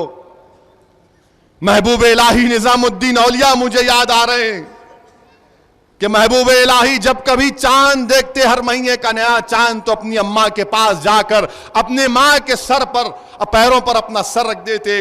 اماں جان دعا کرتی ان کے لیے۔ ایک وقت ایسا آیا کہ آپ کی ماں نے کہا کہ نظام تم نہیں آنا اب کی بار۔ نظام الدین اولیاء پریشان ہو گئے، اور پھر بعد میں بلایا ان کو، اور بلا کر اپنا ہاتھ پکڑ کر محبوب الہی کی والدہ نے کہا کہ اللہ، اب نظام کو میں تیرے حوالے کر رہی ہوں۔ جس کی ماں زندہ ہے، جاؤ اپنی ماں کی خدمت کرو، اپنے ماں سے جو کر سکتے نیکیاں کر سکتے کر لو، کما لو۔ نہیں معلوم پھر کون چلے جائے گا۔ اردو صحافت کے ایک مشہور صحافی شفیق صاحب کا انتقال ہو گیا۔ زمانے کو خود معلوم بھی نہیں، بہت خدمت کی، اللہ ان کی مغفرت فرمائے۔ میرے عزیز دوستوں اور بزرگوں، اللہ کی رحمت جوش میں ہے میرے بھائی، اللہ کی رحمت جوش میں ہے اس ماہ مبارک میں۔ اللہ رحم کرنے والا ہے۔ ہر رات میں آسمانوں سے ندا آتی ہے کہ ہے کوئی مجھ سے بھیک مانگنے والا، ہے کوئی مجھ سے بخشش طلب کرنے والا، ہے کوئی جو میری رضا چاہنے والا۔ اللہ تمام چیزوں کو دینے والا۔ میرے عزیز دوستوں اور بزرگوں، رحم کرو۔ اگر تم چاہتے ہیں کہ اللہ تم پہ اور مجھ پہ رحم کرے، ہم پہ رحم کرو۔ امام غزالی رحمت اللہ علیہ ایک واقعہ لکھ رہے ہیں کہ ایک بہت بڑے اللہ کے ولی عالم تھے، وہ اپنے پین سے حدیث شریف لکھ رہے تھے تو پین کے اطراف میں ایک مکھی پھر رہی تھی، تو آپ نے سوچ کر اپنے قلم کو کاغذ پر رکھ دیا کہ شاید مکھی پیاسی ہوگی، اور اس نے قلم سے وہ سیاہی چوس لی۔ لوگوں نے ان کے انتقال کے بعد خواب میں دیکھا، پوچھا اتنا بڑا مقام کیسے عطا ہوا؟ تو کہا گیا کہ میں نے جس وقت حدیث شریف لکھ رہا تھا، میرے قلم کے اطراف ایک مکھی پھر رہی تھی، میں نے اپنے قلم کو رکھ دیا، اس پر رحم کیا تو رب العالمین نے مجھ پر رحم کر دیا۔ تم زمین والوں پر رحم کرو، آسمان والا تم پر رحم کرے گا۔ رحم کرو میرے بھائی، رحم کرو، رحم کرو میرے بھائی، ہم رحمت اللہ عالمین کی امت ہے، رحم کرو۔ یہ مت دیکھو کہ رحم کرنا ہے تو مسلمان ہے یا ہندو ہے، رحم کرو انسان ہے، رحم کرو، محبت بڑھاؤ دنیا میں۔ اور اس کا ہرگز یہ مطلب نہیں ہے کہ رحم کرنے کا یہ مطلب نہیں ہے کہ بزدل ہو جائیں گے، نہیں میرے بھائی، رحم کرنا الگ ہے اور اپنا حق لڑنا الگ ہے۔ باطل طاقتوں کے آگے ایک شیشہ پلائی ہوئی دیوار بننا ہے، مگر رحم بھی کرنا ہے۔ جو رحم نہیں کر سکتا وہ باطلوں سے مقابلہ نہیں کر سکتا۔ جس کو رحم کرنا آتا، اللہ اس کو غیب سے کامیابیاں پہ کامیابیاں نوازاتا۔ میرے عزیز دوستوں اور بزرگوں، میں آپ کے سامنے یہ عرض کر رہا تھا کہ آج رمضان کا آخری دہا ہے، اللہ کی رحمت جوش میں ہے، اللہ کی رحمت جوش میں۔ کسی نے جا کر، بلکہ حدیث شریف میں آیا کہ جہنم سے رسول اللہ صلی اللہ علیہ وسلم نے فرمایا کہ میں اس شخص کو جانتا ہوں جس کو جہنم سے نکال کر کنارے پر اللہ رکھ دے گا، اور وہ اللہ سے کہے گا اللہ مجھے تیری جنت کی طرف رخ کر دے۔ اللہ کہے گا رخ کر لے اپنا جنت کی طرف، وہ رخ کر لیتا ہے، اور اس کے بعد وہ کہتا ہے پروردگار تیری جنت بہت دور ہے، مجھے جنت کے قریب کر دے، اس کے بعد کچھ نہیں پوچھوں گا، شاید وسط الدین اویسی ہوگا۔ اللہ کہے گا کہ تو نے کہا تھا نا کہ تو مجھ سے سوال نہیں کرے گا، بولے گا نہیں پروردگار ایک مرتبہ۔ اللہ بولے گا ٹھیک ہے آجا جنت کے قریب۔ جب جنت کے قریب دیکھ کر جنت کے نظاروں کو دیکھے گا، اللہ سے پھر پکار کر بھیک مانگے گا پروردگار اتنی بڑی نعمتیں اور میں باہر نہیں، مالک مجھے تو مت چھوڑ دے، اس سے مجھے مت دور کر دے، بھیک مانگتا ہے۔ اللہ کہے گا آجا جنت میں، پھر کہے گا پروردگار اب نہیں مت نکال مجھے یہاں سے۔ میرے بھائی اللہ رحمان اور رحیم ہے، اللہ رحمان اور رحیم ہے، اور اس کا حبیب رحمت اللہ عالمین ہے۔ رسول اللہ صلی اللہ علیہ وسلم نے، ہم بہت سیرت کے واقعات سنتے ہیں کہ سب کو معاف کیا۔ کیا آپ جانتے ہیں رسول اللہ صلی اللہ علیہ وسلم کے پاس ایک یہودی بچہ کام کرتا تھا، جس نے آپ کے منہ مبارک کو لے کر اس یہودی کو دیا تھا جس نے جادو کیا تھا، اور ایک بولی میں اس پتھر کے نیچے ان بالوں مبارک کو رکھا تھا۔ اللہ کے رسول صلی اللہ علیہ وسلم کو جب معلوم ہوا، کہا جا میں تجھے معاف کرتا ہوں۔ اس لڑکے سے کہا جہاں میں تجھے معاف کرتا ہوں۔ اس کا باپ یہودی پکارتا ہے کہ دیکھو یہ رحمت اللہ عالمین کی رحمت ہے، وہ یہودی بچہ اسلام کو قبول کر لیتا، وہ یہودی بچہ اسلام کو قبول کر لیتا۔ تو رحم کرو میرے بھائی، رحم کرو، دنیا کو آج رحم کی ضرورت ہے۔ نوجوانوں، میں تم کو رسول اللہ صلی اللہ علیہ وسلم کے صحابی کا واقعہ بتا رہا ہوں کہ کیسی محبت کرتے تھے ابو قاسمی رضی اللہ تعالیٰ عنہ۔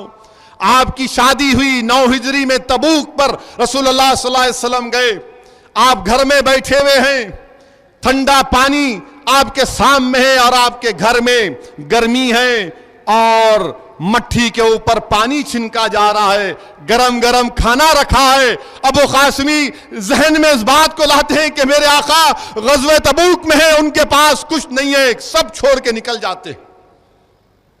اور صحابی جب دیکھتے ہیں کہ ایک شخص آ رہا ہے سفید کپڑے پہن کر، رسول اللہ صلی اللہ علیہ وسلم کہتے فرماتے ہیں میں جانتا ہوں کون ہے وہ ابو قاسمی، آنے دو اس کو۔ اللہ کے رسول صلی اللہ علیہ وسلم کے ایک صحابی تھے جو رسول اللہ صلی اللہ علیہ وسلم کے ساتھ ہمیشہ رہتے تھے، ہمیشہ رہتے تھے، حضرت ابو قتادہ رضی اللہ تعالیٰ۔ رسول اللہ صلی اللہ علیہ وسلم اونٹ پہ جا رہے ہیں، نیند آ رہی ہے، فوراً اپنے اونٹ کو بازو کر لیے، پھر بازو کر لیے کہیں گر نہ جائیں۔ میرے بھائی ابو قتادہ کی روح نوجوانوں تم سے پکار کر کہہ رہی ہے کہ باطل طاقتیں اسلام کو جھکانا چاہتی ہیں، کیا تم اس کو ٹھہراؤ گے؟ نہیں ٹھہراؤ گے۔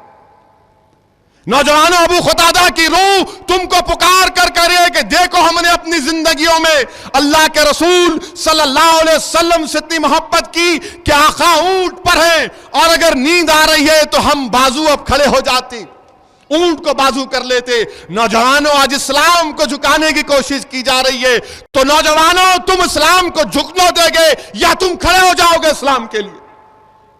یہ تم کو فیصلہ کرنا ہے نوجوانوں۔ نوجوانوں میں تم کو کہہ رہا ہوں دنیا اسلام کی ضرورت ہے، دنیا کو اسلام کی تعلیمات کی ضرورت ہے، دنیا کو رسول اللہ صلی اللہ علیہ وسلم کی تعلیمات کی ضرورت ہے۔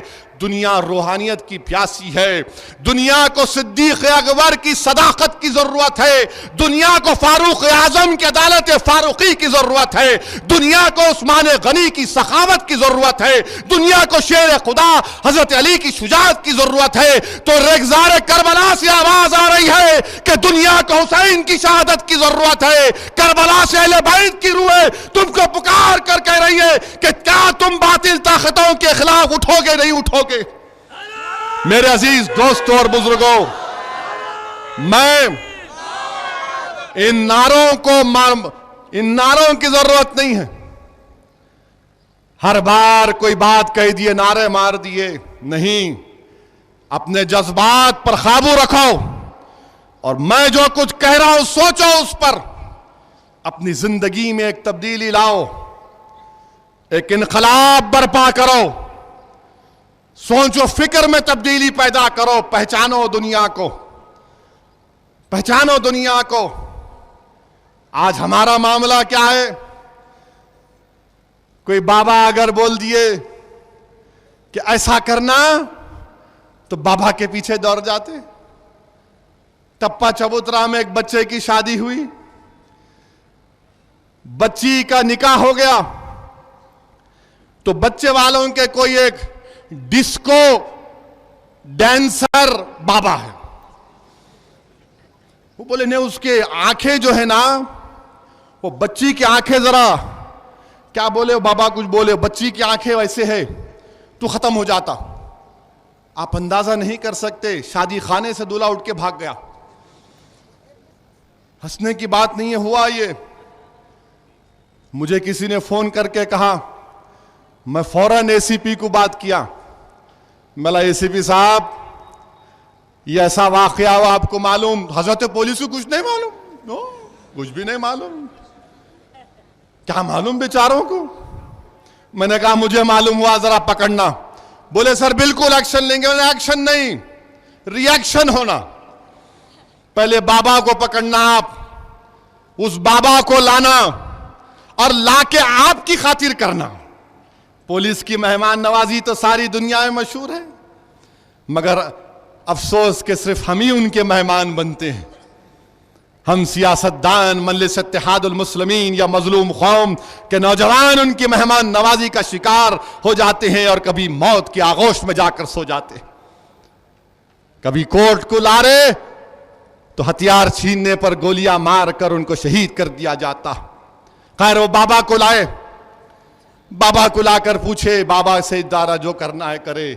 ارے کیا دیوانے ہو تم لوگ، کوئی پاگل بول دیا بچی کی آنکھ کے تعلق سے تو تم یقین کر لیے کون سا بابا ہے جی یہ کہاں کا بابا ہے یہ؟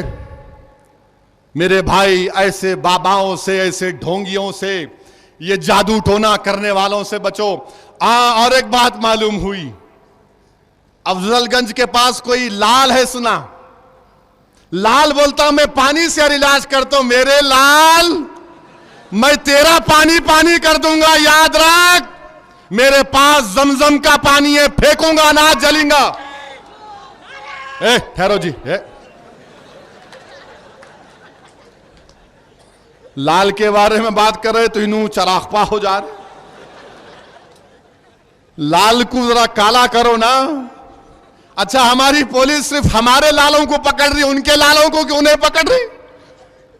اپنے لالوں کو بھی پکڑو ذرا. ہم اپنے لالوں کو پکڑ رہے ہیں, ذرا اس کو بھی لالا کو یاد دلاؤ. عجیب و غریب علاج ہے, کہتے اس کا پانی لیتا فلاں لیتا. ایک بار اکبر الدین اویسی پہ حملہ ہوا, اللہ سبحانہ و تعالیٰ نے نئی زندگی دی. دیکھیے موت وہاں پر نہیں گئی کیونکہ وقت نہیں آیا تھا. سورہ آل عمران میں اللہ نے کہا کہ وقت متعین کر دیا گیا ہے, نہ آگے نہ پیچھے. جان لینے والے سمجھے بڑے باکھڑے پہلوان, اللہ انشاءاللہ تعالی جن لوگوں نے اکبر الدین اویسی پر حملہ کیا ان کو غارت کرے گا دین اور دنیا میں. تو خیر اس کے بعد ایک صاحب آ کے بولے صاحب یہ بہت بڑے پہنچے ہوئے بابا ہے. میں بولا کون پہنچے ہوئے؟ میں پہنچا ہوا, میرے سے پہنچا ہوا کون ہے؟ میرے پاس حزب البحر ہے, ان کے پاس کیا ہے بتاؤ. تو بولے صاحب ذرا ایک بار ملاقات کریے. رہے بولا جاؤ یار, دماغ مت خراب کرو. ڈاکٹر ہاں پورا اپنی کوشش کر رہے, پوری قوم دعائیں کر رہی ہیں, وہ ماں اور بہنیں گڑ گڑا کر دعائیں کر رہی ہیں, ان کی دعا کافی ہے, یہ ڈسکو ڈانسر نہیں چاہیے میرے کو. بہرحال انہوں آ گئے وہاں پر, آ کے بولے نہیں نہیں دیکھو میں ہوں. بولا تم کدھر؟ بولے ذرا ایک سن لو میری بات کو. میں بولا اب چلو اب دارالسلام کو آیا سنی لیں گے. بولا بتائیے کیا ہے؟ بولے یہ اس کو بن لو, کوئی تمہارے کو گولی مارا تو کچھ نہیں ہوتا. میں بولا ایسی بات, ذرا اندر آؤ. ہمارے دارالسلام میں کسی کے پاس ایک سروس پسٹل لائسنس تھا. بولا میاں ہے کیا؟ صاحب آج کل تو رکھ کے پھرنا پڑ رہا. فوراً میں اچھی نکالو ذرا. فوراً میں کیا کیا؟ میں بابا آپ کو بنتا ہوں, لو اب مار اس کو گولی, اب بتائیں گے. بابا بولا یہ کیا کر رہے ہیں, میرے کی جان لے لیتے. بولا ٹیسٹنگ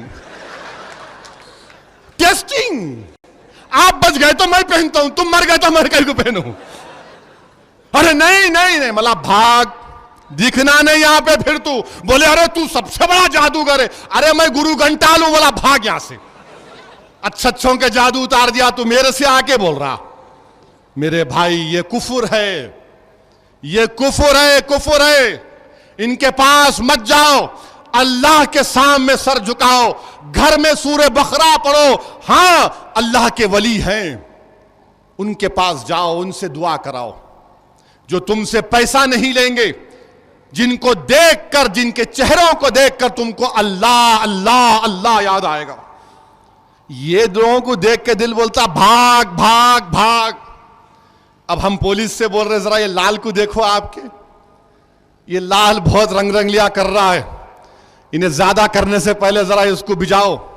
چنچل گڑا یا پھر آپ اپنے پولیس اسٹیشن میں بلا کے بولو پانی کا علاج کرو. اور عجیب و غریب ہے میرے بھائی ہمارے معاشرے کی برائیاں. ایک ماں دارالسلام کو آ کر کہہ رہی تھی کہ میرا سگا بیٹا حافظ بابا نگر کے, میرا سگا بیٹا اپنے گھر جو میرے شوہر مرحوم شوہر نے میرے نام پر کیا, جعلی دستخط کر کے ڈپلیکیٹ ڈاکومنٹ بنا کے گھر پہ قبضہ کر لیا. میں ڈی سی پی صاحب کے پاس گئی تو وہاں پر انہوں بولے انڈاس کر کے دیے انسپیکٹر کو کہ تم انکوائری کرو. انہوں تو لکھ دیے. جیسا ڈی سی پی آفس کے باہر نکلے وہاں پر ایک شیطان تھا.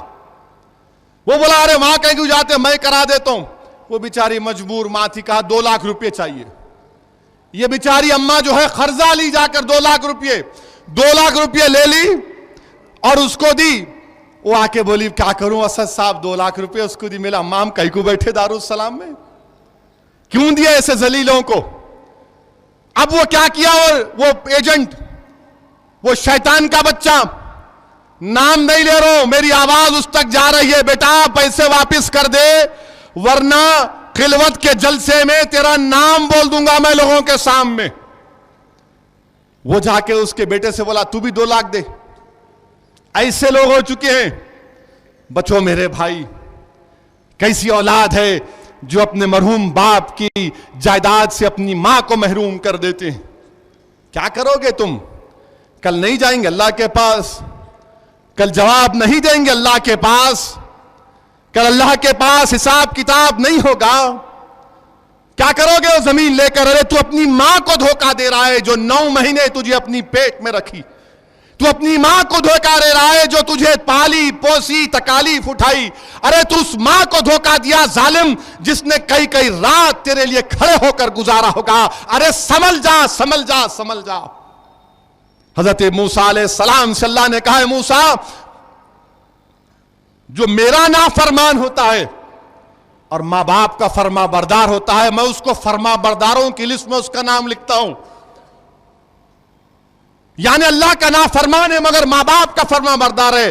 تو اللہ حضرت موسیٰ سے کہہ رہا ہے کہ میں اپنے فرما برداروں میں اس کا نام لکھتا ہوں. جو دنیا میں بڑے اچھے دکھتے ہیں میں جانتا ہوں تم کتنے اچھے ہو. تمہاری ماں باپ اگر ضعیف ہیں تو ان کا خیال رکھو. اف تک مت بولو ان لوگوں کو، اف مت بولو.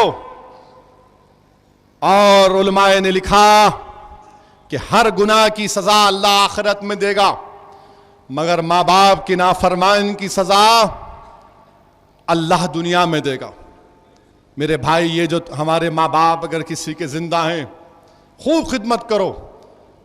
رسول اللہ صلی اللہ علیہ وسلم سے پوچھا رسول اللہ میری ماں نہیں ہے تو کہا اپنی اولاد پر رحم کر، وہ بھی تیرے رحم کے مستحق ہے. اپنی اولاد پر رحم کرو، اپنے گھر میں اچھا رہو، دنیا کی فکر چھوڑو. بس سارے محلے میں تعریف کرنا ارے کیا اچھا ہے بھائی، وہاں کوئی مر گئے تو انہوں پہلے چل جاتے. گھر میں بیوی کو دیکھو ذرا، کسی کے بازو والے کے پاس کچھ ہوا فوراً چلے گئے پانی لاؤ. اماں کو پانی نہیں پلاتے. وہاں پہ کچھ ہو گیا پہلے بھاگ گئے. آنٹی کچھ ہونا بیوی کو نہیں بولتا کچھ بھی.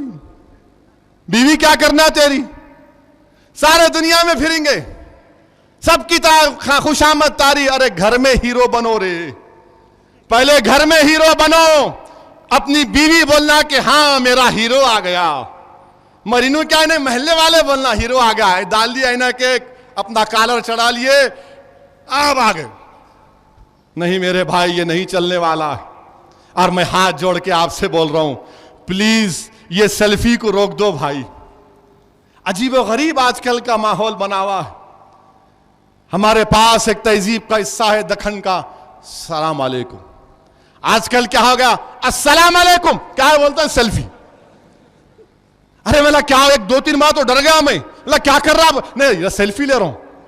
ارے میلا میرے پہ کیوں گر رہا، میں سیلفی لینا ہی ہوں. مدینہ شریف کو گیا گناہگار اسد الدین اویسی، ان سبز جالیوں کے پاس بیٹھ کر اپنی دل کی بھڑاس نکال رہا ہے. باہر نکلے ایک سیلفی. ارے میں بولا گنبد خضرا ہے ظالم، دیکھ یہاں اس کو دیکھ کے اپنے دل میں اتار لے. یہی سیلفی سب سے بڑی سیلفی. یہ سیلفی کیا کرے گا لے کے خبر میں جائے گا کیا.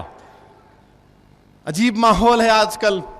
عمرہ کر رہے فوراً فیس بک پہ اپڈیٹ آئی ڈیڈ عمرہ، میں ابھی عمرہ کر لیا الحمدللہ. ارے آپ فیس بک کے لیے کرے عمرہ، اپنی اماں کے لیے کرو، اپنے باپ کے لیے، مرحوم باپ کے لیے، اپنی اولاد کے لیے دعا کرو. دوستوں کے ساتھ کھڑے ہوئے گنبد خضرا ہے وتھ مائی فرینڈز سیلفی آ رہی. میں ایک کو بولا کہ پوچھا میرا بھائی صاحب یہ آپ کو معلوم یہ گنبد خضرا کیا ہے؟ آپ کو معلوم اس جگہ کی عظمت معلوم؟ جس جگہ پر رسول اللہ صلی اللہ علیہ وسلم آرام فرما رہے وہ جگہ اللہ کے عرش سے بھی متبرک ہے اور تم وہاں سیلفی. سمجھو میرے بھائی ایک بار فرشتے آتے دوبارہ نہیں آتے. مسجد نبوی میں احترام کرو. سیلفی لینا ہے تو اچھا ہے لو، اماں سے لو، یادگار تو بھی رہے گی. اماں کے پیروں پہ سر رکھ کے سیلفی لو تاکہ جب تم بوڑھے ہو جاؤ گے تو اپنی اولاد کو پتا دیکھو یہ میری اماں سے میری محبت تھی کہ میں اپنے اماں کے سر پیروں پر اپنا سر رکھ دیا. سیلفی لو تو ایسی سیلفی لو کہ تمہارا باپ کھا نہیں سک رہا تم اپنے ہاتھ سے کھلاؤ، تمہارا باپ کھانا نہیں کھا سکتا سیلفی لو. بولو اپنے بچوں کو دیکھ یہ میرا باپ جب ضعیف تھا میں نے اپنے ہاتھوں سے کھلایا اس کو. یہ سیلفی لو. مگر نہیں، سیلفی بس ایسی سیلفی، ایسی سیلفی، سلام علیکم یوں. آج کل یہ ہو گیا. یہ کب سے سیل فون میں کیمرہ نکلا پریشانی. ایئرپورٹ پہ جاؤ ایک سیلفی. ایک بار تو میں ٹوائلٹ میں گیا وضو کر کے نکلوں گا، باہر نکلو 1 منٹ، مطلب کیا سیلفی، مطلب اندر چلو نا، وہاں کہیں کو لیتے، اندر ہی لے لیں گے. کلرفل سیلفی آتی. ارے کیا بول رہے ہیں، کیا کروں بھائی، ارے ذرا وضو تو کر لینے دے. نہیں، ایک سیلفی. سیلفی سیلفی نہیں، نفسی نفسی کو یاد رکھو. تم سیلفی سیلفی بول رہے، آج حشر کا میدان ہوگا، آگ جہنم کی آسمانوں کے اونچی ہوگی، پوری امت پریشان ہوگی، پکار کر کہے گی امت کیا ہے، آگ ٹھنڈی ہو جا. اس میں روزے دار ہے، اس میں شہید ہے، اس میں صدیقین ہے، اس میں ولی ہے، اس میں اولیاء ہے. آگ ٹھنڈی نہیں ہوتی. اور پھر کیا ہوتا اس وقت؟ نفسی نفسی نفسی نفسی پکار. پورے لوگ انبیاء پکاریں گے، اور کون پکارے گا؟ امتی امتی امتی رحمت اللہ علیہ. ارے سیلفی پھر شروع ہو گئے. رسول اللہ صلی اللہ علیہ وسلم ارشاد فرمائیں گے امتی امتی. اب آگ اونچی ہوگی، گرمی ہوگی. جبریل امی آئیں گے اور کہیں گے یا رسول اللہ صلی اللہ علیہ وسلم، اس پیالے میں جو پانی ہے اس کو آگ میں ڈال دیجئے. اللہ کے رسول صلی اللہ علیہ وسلم اس پیالے کے پانی کو آگ پر ڈالیں گے تو آگ ٹھنڈی ہو جائے گی. رحمت اللہ عالمین صلی اللہ علیہ وسلم پوچھیں گے یا رسول اللہ، یا جبرائیل، یہ کیا تھا اس پیالے میں، پانی کیا تھا؟ رسول اللہ صلی اللہ علیہ وسلم کو بتایا جائے گا. جبرائیل عرض کریں یا رسول اللہ، اس میں آپ کے امت کے گناہگاروں کے آنسو تھے جو اللہ کے خوف سے روتے ہیں. میرے بھائی، سیلفی کی جگہ اپنے آنکھوں کو نم کر لو. حدیث شریف میں آیا کہ اگر جس آنکھ میں آنسو آ جاتا اللہ کے خوف سے، جہنم کی آگ اس کو نہیں چھیتی. حدیث شریف میں آیا کہ ایک شخص کو جہنم کا ڈالنے کا حکم ہو گیا تو جس کو جہنم میں ڈالنے کا حکم ہو گیا اس کے آنکھ کی، وہ نہیں، اس کی آنکھ نہیں بلکہ اس آنکھ کی ایک پلکی نے پکار کر کہا اللہ تو اس کو جہنم میں نہیں ڈال سکتا، اس لیے کہ اس آنکھ کہ اس کے اوپر اس نے خوف سے اپنے آنسو لائے تھے. حکم ہوگا کہ آگ اس کو نہیں چھین سکتی. اللہ کا خوف پیدا کرو، اللہ کا خوف پیدا کرو. کیسے خوف پیدا ہوگا؟ اگر تم زندگی میں 24 گھنٹے میں سے اگر 16 گھنٹے خالی اس کو دیکھتے رہیں گے تو خوف نہیں پیدا ہوتا. یہ خوف نہیں پیدا کر سکتا، یاد رکھو. ہاں یہ ضروری ہے، یہ ایک آسانی پیدا کرتا، مگر اگر یہ ہماری مجبوری بن جائے گا تو گئے تم. ہماری مجبوری یہ نہیں بن سکتا. ہم کو اللہ کے آگے سر بسجود ہونا پڑے گا، اللہ کے آگے آنسو بہانا پڑے گا، اپنے آنکھوں کو نم کرنا پڑے گا، تب جا کر ہم کو کامیابی ملے گی.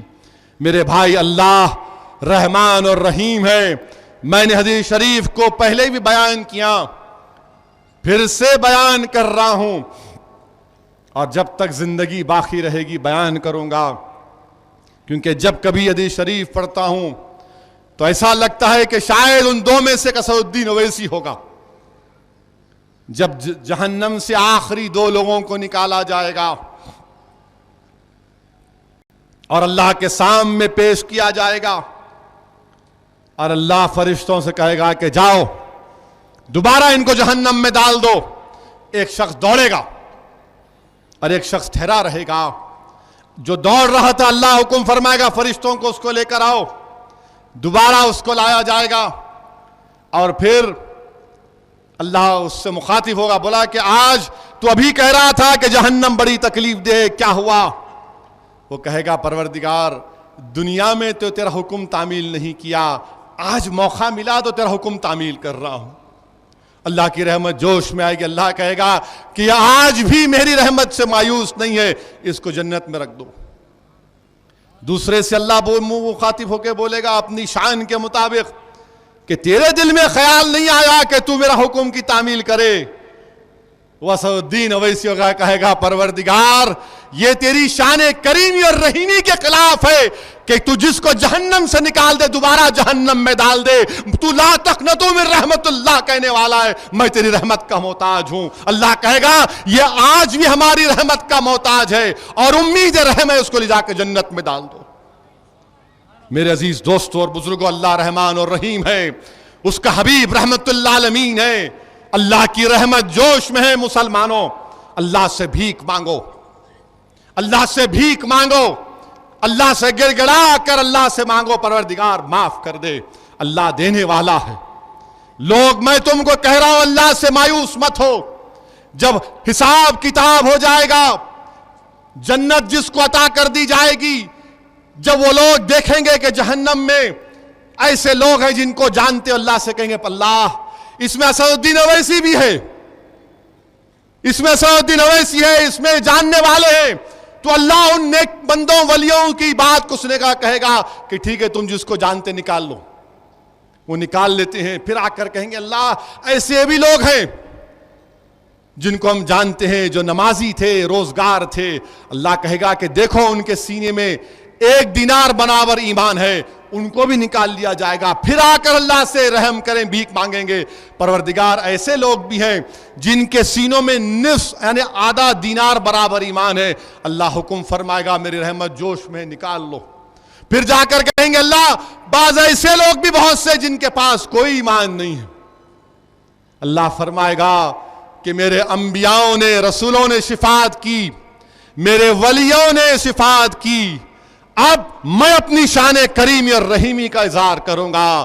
اور اللہ جہنم سے ایسے لوگوں کو نکالے گا جن کے پاس کوئی ایمان نہیں ہوگا, جو جل چکے ہیں ان کو اللہ ان پہ اوپر پانی ڈالے گا, زندگی ان کو ملے گی, اور پھر ان کو جنت میں ڈالے گا. اور جنت میں پہنچانے کے بعد ان کے گلوں میں کھار ہوگا, اور پھر جب اللہ ان کے سامنے آئے گا تو کہیں گے اللہ تو نے ہم کو کیا کیا دے دیا, ہم کیسے تیرا شکر ادا کریں. تو اللہ کہے گا کہ نہیں, میں تم کو ایک اور چیز دوں گا. وہ بولیں گے اللہ آپ کیا دے گا, تو جنت دے دیا, جہنم سے نکال دیا ہم کو, ہم پورا جل گئے تھے, ہم ختم ہو گئے تھے, تو نے ہم کو نکال کر جنت میں ڈال دیا. کہ اللہ کہیں گے کہ نہیں, اب میں تم کو اپنا دیدار اور اپنی رضا دیتا ہوں. میرے عزیز دوستوں اور بزرگوں, اللہ رحمان اور رحیم ہے. میرے بھائی یاد رکھو, جن کے پاس دولت نہیں ہے اور جن کے پاس دولت ہے, جتنا اللہ دیا اس پر اکتفا کرو, جتنا اللہ تم کو دیا اس پر راضی ہو جاؤ. جن کے پاس دولت ہے ہرس مت کرو اور جن کے پاس نہیں ہے تم پریشان مت ہو. کیونکہ امام غزالی رحمت اللہ علیہ اپنی کتاب میں حدیث شریف لکھتے ہیں کہ ایسے لوگ بھی ہوں گے جب سور پھونکا جائے گا, خبروں سے لوگ اٹھیں گے, تو سیدھا وہ لوگ اللہ ان کو پر دے گا, اڑتے جنت میں جائیں گے. اور جب جنت میں جائیں گے تو جنت کے فرشتے پوچھیں گے کہ کیا تمہارا حساب کتاب ہوا, بولیں گے نہیں ہوا. تم نے جہنم کو دیکھا, نہیں دیکھے. کیا تم نے پل صراط کو دیکھا, نہیں دیکھا. پھر تم یہاں کیسے آ گئے؟ تو وہ لوگ کیا کہتے ہیں, ہم نے 2 چیزیں ہمارے پاس تھیں, ہم گناہ کبھی کرنا تو چھوڑو, ہم گناہ کے بارے میں سوچتے بھی نہیں تھے, اور ہم جو جتنی بھی دولت اللہ ہم کو دیا ہم اس میں راضی ہو جاتے تھے. تو یاد رکھو, جو اللہ کی دی چیز پر راضی ہو جاتا ہے, اللہ اس کے کم اعمال پر راضی ہو جاتا ہے. اللہ تمہارے اور ہمارے کم اعمال پر راضی ہو جاتا ہے. اور میرے بھائی, اسی لیے آپ سے کہہ رہا ہوں کہ آج اس ماہ مبارک میں ہم کو اللہ سے بھیک بھی مانگنا ہے. یہ ختم کر دوں یا 10 منٹ اور بول سکتا ہوں؟ Okay, thank you. 10 منٹ انشاءاللہ تعالی. ہاں پھر شروع ہو گئے. گھر جائیے, آپ گھر جائیے. الیکشن میں ووٹ ڈالا ہو, نعرے نکو مارو. پولنگ کا پرسنٹیج گرتے جا رہا. اب رمضان میں الیکشن آیا تو کیا کریں گے آپ لوگ؟ ووٹ ڈالتے یا بولیں گے نہیں تھا روزہ کھول کے ڈالتا ہوں, پولنگ ہو جاتی. میرے بھائی, یہ میرے کو نعروں کا شوق نہیں ہے, تمہارے نعرے مارنے سے میں خوش نہیں ہوتا ہوں. آپ کو اور ہم کو جستجو کرنا ہے, محنت کرنا ہے. رمضان میں بھی الیکشن آ گیا تو 98-100% پولنگ کرنا ہے انشاءاللہ تعالی. दिल्ली में बैठने वाला सोच रहा कि रमजान में इलेक्शन कराऊंगा, सोच रहा कहते उन्हें। मैं बोला ओके कराओ, जंगे बदर भी हुई, फतेह मक्का भी हुआ, वेलकम। मेरे भाई, अल्लाह की रहमत जोश में है और आपको और हमको अल्लाह को राजी करना, डरने और घबराने की जरूरत नहीं है। मैं हर बार ये बात को दोहरा रहा हूं कि डरने और घबराने की जरूरत नहीं है। हम हस्बुनल्लाह व निअमल वकील बोलने वाले हैं। जो लोग आज हिंदुस्तान में मुसलमानों को मार रहे हैं, ये गौ रक्षकों जो मैं तुमसे कह रहा हूं, और तुम्हारे सियासी और तुम्हारे गुरुओं और तुम्हारे बाप से कह रहा हूं, तुम हमको मार मार कर हमारी जान ले रहे हो तो हमको तुम कुछ नहीं कर सकते। याद रखो, तुमको भी मौत आएगी, तुमको भी मौत आएगी। और तुम्हारी रूह कब्ज करने कौन आएंगे मालूम? जो कुत्तों की रूह कब्ज करने आते वो लोग आएंगे तुम्हारे आस्ते, वो लोग आएंगे तुम्हारे आस्ते इंशाअल्लाह ताला। आज हमको मार रहे हैं, जफर खान को मार दिए राजस्थान में। कल तक गाय के नाम पर मारते थे, मम्मी के नाम पर मारते थे, अब स्वच्छ है भारत के नाम पे मार रहे। जफर खान के सुबह सुबह घर को आए, उसकी मां, उसकी बीवी, घर वाले, टॉयलेट नहीं था तो लोटा लेकर जाते, गांव में पूरा इसी होता। तो गवर्नमेंट के ऑफिसर जाए, बल्दिया का कमिश्नर गया, जाके उन औरतों की फोटो ले रहा था जो बैठकर, तो ये गयूर बाप, गयूर शौहर बोला मत लो, क्या कर रहे आप, ये मेरे घर में टॉयलेट नहीं है, क्या करेंगे, सुबह उठ के जाना पड़ता खेतों में। तो राजस्थान की बल्दिया का कमिश्नर गवर्नमेंट को देदार जफर खान को मार मार के उसको शहीद कर दिया। बताइए आप, पीलू खान को मार दिए, इखलाक को मार दिए, झारखंड लातेहार में मार दिए, हिमाचल में ड्राइवरों को भगा भगा कर मार दिए, जम्मू में ड्राइवर को मार दिए। अरे ये कौन है भाई? मिस्टर मोदी, ये गौ रक्षकों को क्यों नहीं रोक पाते आप? क्या चाहते हैं आप?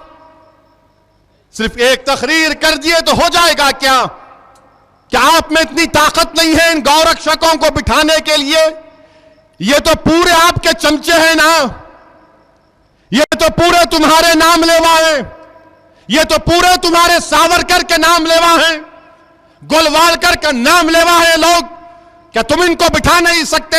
हिंदुस्तान के वजीर आजम, आप ट्वीट करते हैं, बैरूनी मुल्क में कोई दहशतगर्द हमला हुआ तो प्राइम मिनिस्टर ट्वीट करते, मगर जफर खान की शहादत पर ट्वीट नहीं करते, पीलू खान की शहादत पर ट्वीट नहीं करते। हम मुल्क में अमन चाहते हैं, और हिंदुस्तान में अमन उसी वक्त होगा जब रूल ऑफ लॉ रहेगा, कानून की बालादस्ती रहेगी। अगर कानून की बालादस्ती नहीं रहेगी तो फिर अनारकी होगी, अनारकी हो रही है। जिसको देखो मार रहा है, किसी के पास गाय निकल गई, वो घर में पाल रहा है, उत्तर प्रदेश में मार मार कर वीडियो डालते हैं। राजस्थान में एक फकीरनी है, भीख मांगने वाली औरत है, उसको मारे तो उसने तकलीफ से कहा अल्लाह अल्लाह, तो मारने वाले का अल्लाह बोलता, अल्लाह नहीं बोल, जय श्री राम बोल, वो बोली तो फिर उसको मार रहे। क्या हो रहा है हमारे मुल्क में? क्या यह गांधी का मुल्क है या सावरकर का मुल्क है? क्या यह सुभाष और मौलाना आजाद का मुल्क है या फिर सावरकर का मुल्क है? यह मुल्क सेकुलर है या फिर मुल्क फिरका परस्त बन गया? हमको बता दो। दिल्ली के सुल्तान से हम पूछना चाह रहे, मिस्टर प्राइम मिनिस्टर, आप दिल्ली के तख्त पर बैठकर हुकूमत कर रहे हैं, बता दीजिए मुल्क क्या है? यह मुल्क गांधी का है या सावरकर का है? यह मुल्क आजाद का है या सावरकर का है? यह मुल्क सुभाष चंद्र बोस का है या सावरकर का है? बता दो हमको। अगर यह मुल्क की रूह तब्दील हो जाएगी तो फिर हिंदुस्तान क्या हिंदुस्तान रहेगा? मार मार कर, पीट पीट कर ہم کو ڈرانے کی کوشش کر رہے ہیں. میں مارنے والوں سے کہہ رہا ہوں تم میری تاریخ نہیں جانتے. تم تاریخ نہیں جانتے اس لیے کہ تم نے ہندوستان کی آزادی میں حصہ نہیں لیا. تم نہیں جانتے ان علماء کرام کو جنہوں نے کالا پانی کی سزا کاٹی. تم علامہ فضل خیر آبادی کو نہیں جانتے. میں جانتا ہوں کیونکہ میں ان کا جانشین ہوں. تم ریشمی رومال کی تحریک چلانے والوں کو نہیں جانتے کیونکہ ہمارے بزرگ تھے. تم نہیں جانتے ان لوگوں کو. تم جوہر برادران کو نہیں جانتے. ہم نے اس ملک کے لیے سب کچھ قربان کیا اور کر رہے ہیں اور کرتے رہیں گے انشاءاللہ تعالی. ہم نے جناح کے پیغام کو ٹھکرا دیا. ہم نے ساورکر کو ٹھکرایا, جناح کو ٹھکرایا. ہم نے کہا نہیں, ہندوستان ہمارا ہے. یہ خواجہ اجمیری کا ملک ہے, یہ توحید پرستوں کا ملک ہے. یہاں پر ہم نے ہزاروں سال جہاں-بانی حکومت کی. یہاں پر ہمارے اسلاف کی چپے چپے پر نشانیاں ہیں. ہم پاکستان کو نہیں گئے, ہم ہندوستان میں رہے. مگر ہم کو مارا جا رہا ہے. کرکٹ میچ ہوتا ہے ایک معمولی سا, وہ بھی ہماری وفاداری کا امتحان ہو جاتا ہے. ارے پاکستان جیتتی تو مجھے کیا کرنا, میری جوتی کے برابر.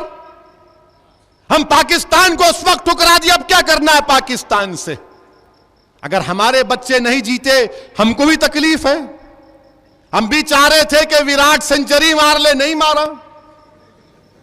ہم بھی چاہ رہے تھے کہ شمی کھیل لیتا تو شامی کباب بنا لیتا, پاکستان کو آپ نہیں کھلائے. میں بھی چاہتا تھا جیت جائے, مگر وہ امتحان کہاں سے ہوگا میری وفاداری کا. میری وفاداری کا امتحان کہاں, کب تک لوگے تم. میں پاکستان کو ٹھکرا دیا کیونکہ مولانا آزاد نے کہا تھا, جامع مسجد کے سیڑھیوں پر کھڑے ہو کر کہا تھا کہ تم ہجرت کے مقدس نام پر فرار کی زندگی مت گزارو. میں نے کہا نہیں گزاریں گے, وطن ہمارا ہے. تم نے بابری مسجد کو شہید کر دیا, ہم نے کہا نہیں, ملک ہمارا ہے, ہمارا رہے گا.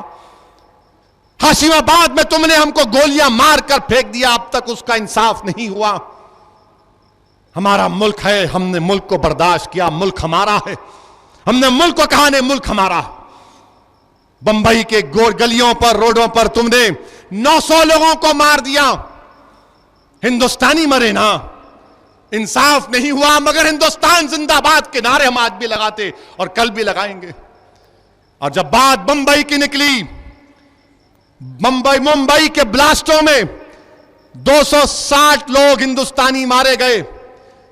100 لوگوں کو سزا ہو گئی, اس میں یعقوب میمن کو پھانسی بھی ہو گئی. مگر جو بمبئی کے فساد اس سے پہلے ہوئے تھے, 900 لوگ مر گئے تھے, ایک کو بھی سزا نہیں ہوئی. بتاؤ یہ کون سا انصاف ہے. تم بولتے اسدالدین اویسی کی زبان کڑوی کیوں ہے. یہ تمہاری ناانصافی میری زبان کو کڑوی کرتی ہے کہ 900 مر گئے, ایک کو سزا نہیں مل سکتی, ایک کو سزا نہیں مل سکتی. یہ آپ کا انصاف ہے. حکومت کرنے والوں, یہ تمہارا انصاف کا پیمانہ. بتاؤ میرے عزیز دوستوں اور بزرگوں, کیا کیا قربانیاں ہم نہیں دیے اور دیتے رہیں گے انشاءاللہ تعالی. ہندوستان کی سالمیت پر خطرہ آنے نہیں دیں گے, آنچ آنے نہیں دیں گے. میں مذمت کرتا ہوں جو کل کشمیر میں جو D S P police officer کو مارا گیا, لنچ کر دیا گیا, میں مذمت کرتا ہوں اس کی. یہ کام نہیں کرنا چاہیے تھا, غلط کام ہوا. مگر کشمیر کی پالیسی کیا ہے مسٹر مودی آپ کی؟ کون سی کشمیر کی پالیسی آپ کے پاس ہے؟ آپ کی اور محبوبہ کی حکومت ہے. کون سا محبوب کارنامہ آپ نے انجام دے دیا کشمیر, بتاؤ. ہاں آپ کے ٹی وی چینل آپ کا باجا روز بجاتے ہیں 9 بجتے کی, مگر ان کے باجا بجانے سے حقیقت چھپ نہیں سکتی, سچائی نہیں چھپ سکتی. میرے بھائی, انصاف کی جب بات آئی, یہی مکہ مسجد ہے, وہی جگہ ہے جہاں پر لوگ شہید ہوئے تھے. اسیم آنند کو بیل ہو گئی, اسیم آنند کو بیل ہو گئی, اور آپ اپیل نہیں کرتے مسٹر مودی. اسیم آنند کو بیل ہو گئی، مسٹر مودی آپ اپیل نہیں کرتے. جو لوگ مسٹر مودی سے جا کر ملاقات کر رہے ہیں، مل کے میرے کو بولتے ہو اسی صاحب ہم مل کے آئے، ملا مبارک. کیا بولوں آپ؟ کبھی یہ بھی تو پوچھتے کہ اسیم آنند کی بیل کے خلاف اپیل ہو جاتی. مگر ہم جیلوں میں سڑتے ہیں، جیل کو لا رہے ہیں تو انکاؤنٹر کر دیا جاتا ہے. مگر انصاف ہے تمہارا انصاف کہ میں تباہ و برباد ہو رہا ہوں، نست و نابود کرنے کی تمہاری سازش اور کوششیں. مگر یاد رکھو میں ختم ہونے والا نہیں ہوں. سن لو، جو یہ عزم لے کر آئے ہیں کہ ہم کو ختم کر دیں گے، نہیں، تم میری تاریخ کو نہیں جانتے. حضرت بلال کو گرم گرم ریت پر، گرم گرم پتھر سینوں پر رکھ دیے گئے. میں حضرت بلال کا نام لیوا ہوں جنہوں نے عہد کا نعرہ لگایا. تم نے پاک دامن حضرت سمیہ پر نیزہ مارا، وہ میری اماں ہے، میں ان کی قربانی کو بھولنے والا نہیں ہوں. یاسر کو تم نے رسیوں میں باندھ کر جسم کے 2 ٹکڑے کر دیے، میں یاسر کا نام لیوا ہوں. تم حضرت خباب کو پھانسی کے پھندے پر چڑھایا تو انہوں نے مسکرا کر اس کا موت کا سامنا کیا. تم مجھے ختم نہیں کر سکتے، یاد رکھو. تم میرے حوصلے کو دبا نہیں سکتے. ہاں، تم ایک اسد الدین اویسی کی جان لے سکتے، مگر تم 14 کروڑ 17 کروڑ فرزندان توحید کی ہمت اور حوصلے کو ختم نہیں کر پاؤ گے. ہم ہندوستان میں تھے اور رہیں گے. یہ ہمارے باپ کا ملک ہے اور باپ کے ملک میں ہم شان سے رہیں گے. اپنے حق کے لیے لڑیں گے جو ہندوستان کا دستور ہم کو دیا ہے. ہم یہاں پر کرایہ دار نہیں تھے، نہ کرایہ دار بن کر رہیں گے، نہ تم کو مالک مانگیں گے. ہم برابر ہے، تمہارے ساتھ رہیں گے انشاءاللہ تعالی. ہم ساتھ رہیں گے، برسوں سے ساتھ رہتے آئے، ساتھ رہیں گے. اور پھر لطیفہ تو یہ ہے کہ ایک جج صاحب ریٹائر ہونے کے دن ایک فیصلہ دیے، اچھا ہے، مگر حیرت انگیز بات میرے کو سمجھ میں نہیں آئی. مور بچے کیسا پیدا کرتا معلوم آپ کو؟ مور. جج صاحب بولے، یا لارڈشپ بولے کہ مور کیا کرتا، جا کے مورنی کے آنسوؤں کو چوس لیتا کرتے، بس بچہ ہوگا. میں بولا اوفو، یہ تو سائنس کی نئی تحقیق ہے، یہ نئی ڈسکوری ہے، نوبل پرائز. میں فوراً نہرو زوالوجیکل پارک میں کوئی ان کو بولا، دیکھے ٹی وی پہ، تو انہوں نے بولے اسد صاحب آپ کے پیر پڑتا ہوں، فون رکھ دو، آپ معلوم کیا بولنے والے. میں نہیں، مور کیسا پیدا ہوتا؟ ارے بولے ڈرے جان دو صاحب، آپ فون رکھ. نہیں بھائی بتا میرے کو. بولے کہ ریکارڈ تو نہیں کر رہے فون کو؟ بولا نہیں، ریکارڈ میں نہیں کرتا. بولے غلط بولے. میں جو لوگ کہہ رہے ہیں کہ گائے کو کاٹنے پر پھانسی دی جائے، میں ان سے ادباً کہنا چاہ رہا ہوں کہ سرکار آپ اپنی گورنمنٹ سے بول دو 1 لاکھ کروڑ کا بجٹ میں پراودھان کر دے، پروویژن کر دے، سب ٹھیک ہو جائے گا. لے لو آپ 1 لاکھ کروڑ رکھ دو. بولو کہ ہر اسٹیٹ کو 5-5 ہزار کروڑ خالی گائے کے پروٹیکشن کے لیے. پیسے ہی نہیں ہیں، پیسے ہی نہیں ہیں.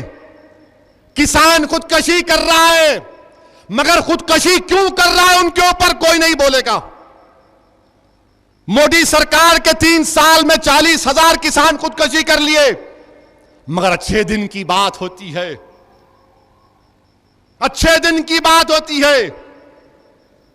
مدھیہ پردیش میں فائرنگ سے لوگ مارے جاتے، اچھے دن کی بات ہوتی ہے. ارے کبھی کسانوں کی تو بات کر لو آپ، مگر نہیں، کسانوں کی بات نہیں کریں گے. مور آنسو پی لیا، بچے پیدا ہو گئے. کیا بات ہے یار، کیا بات ہے. اب کیا بولیں گے ہم گھر کو جا کے نہیں معلوم. بہرحال میرے بھائی، عجیب و غریب حالات سے ملک گزر رہا ہے، مگر میں آپ سے عرض کر رہا ہوں ڈرنے اور گھبرانے کی بات نہیں. اچھا، اہم بات، صدر جمہوریہ کا الیکشن آ گیا. اب جو بی جے پی کے امیدوار ہیں وہ 2010 میں ایک بیان دیے کیا بیان دیے کہ مسلمان اور عیسائی اس ملک کے نہیں ہیں. انگریزی میں کہا کہ Muslims and Christians are alien to this nation, یعنی ہمارا تعلق ہی نہیں ہے. مسٹر مودی آپ ایسے آدمی کو, پھر آپ لوگ بولیں گے ارے وہ 2010 میں بولا میاں, تم کہیں کو بیچ میں بول رہے ہو, ختم کرو, پرانی بات مت کرو, تم کیوں پرانی بات کرتے.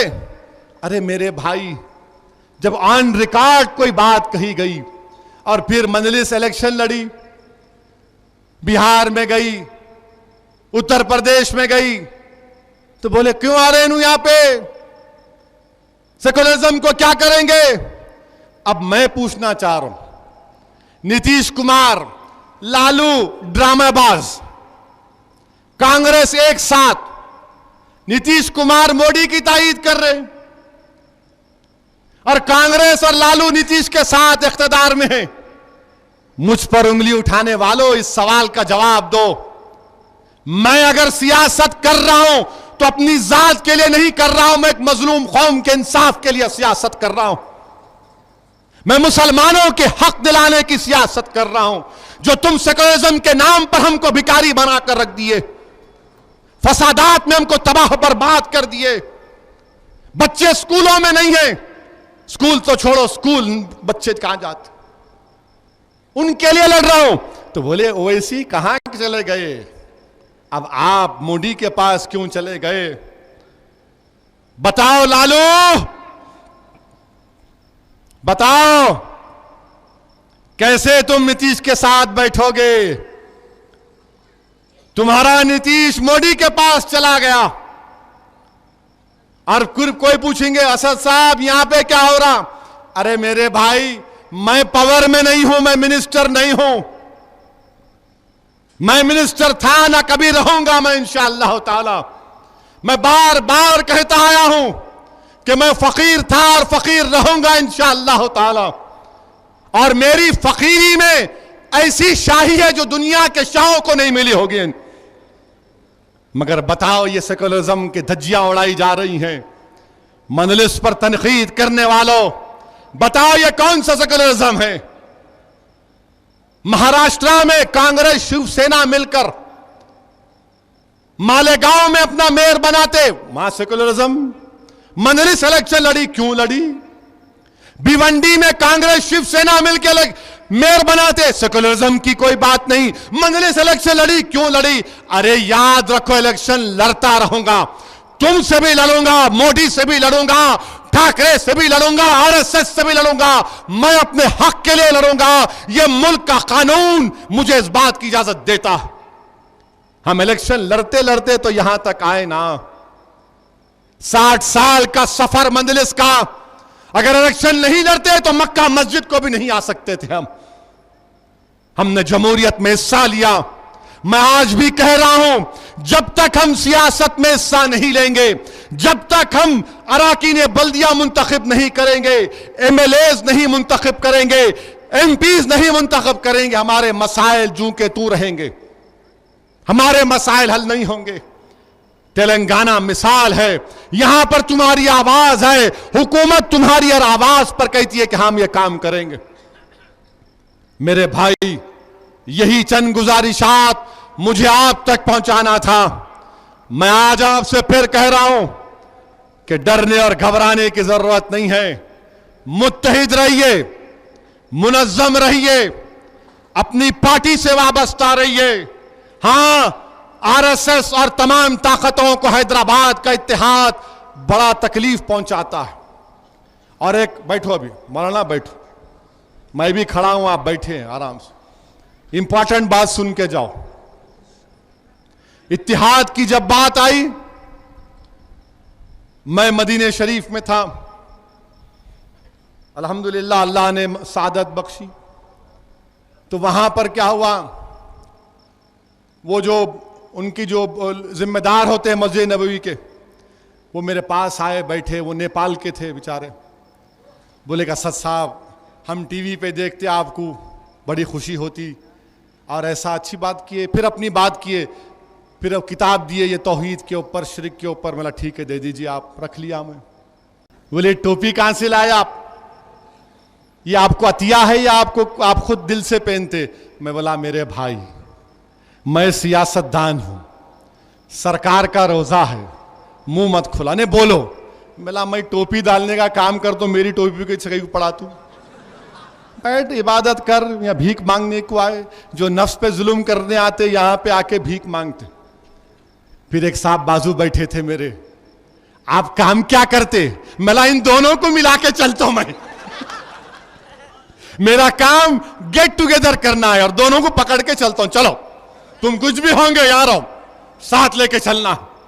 یہ مرحوم قائد سالار ملت اور مجلس کے ان عظیم قائدین اور اراکین مرحومین کی قربانیاں ہیں کہ ہم نے مزاج دیا کہ ہم ایک ہو کر آگے بڑھیں گے۔ یہ پیغام آج ہندوستان کو ہم نے دیا۔ یہ ہمارے اتحاد کو لوگ دیکھ کر رشک کرتے ہیں کہ کیسے آپ نے کیا۔ یہ ہم نے نہیں کیا، یہ ہمارے بزرگوں کی محنت اور قربانیاں ہیں، یہ ہمارے بزرگوں کی محنت، دعائیں ہیں، جستجو ہیں، ان کی کیا کیا قربانیاں ہیں آپ اور ہم نہیں جانتے۔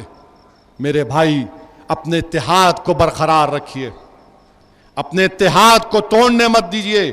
جو طاقتیں ہمارے اتحاد کو کمزور کرنا چاہتی ہیں ان سے دور رہیے۔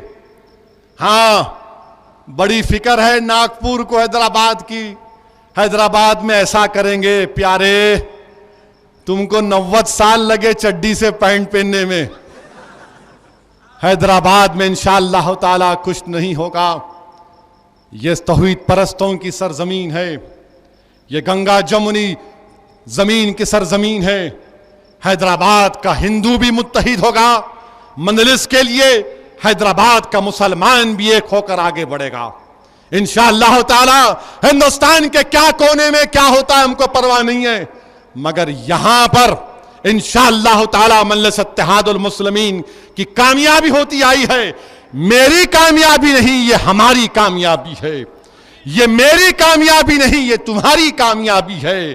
یہ اجتماعیت کی کامیابی ہے، یہ ہمارے اتحاد کی کامیابی ہے۔ اس اتحاد کے سفر کو ہم کو جاری اور ساری رکھنا پڑے گا۔ اپنی جماعت سے متحد رہیے اور آنے والی تاخیرات کو اس رمضان کے ماہ مبارک میں جو چند دن باقی ہیں خوب دعا کریے مجلس اتحاد المسلمین کے لیے۔ میرے بھائی مجھے ڈر نہیں ہے کہ میری موت آ جائے، مجھے ڈر صرف اس بات کا ہے کہ جس مقام پر میں کھڑا ہوں مجھے اللہ کے پاس جواب دینا ہے۔ اسی لیے ہر محاذ پر جاتا ہوں، لڑتا ہوں، آواز اٹھاتا ہوں۔ ہندوستان کی لوک سبھا میں اگر کوئی نہیں اٹھاتا تو ایک تمہارا دیوانہ اٹھاتا ہے۔ اس آواز یہ میری نہیں، یہ تمہاری آواز ہے۔ اس آواز کو مضبوط کریے، مجلس کے لیے دعا کریے۔ وآخر الدعوانا الحمدللہ رب العالمین۔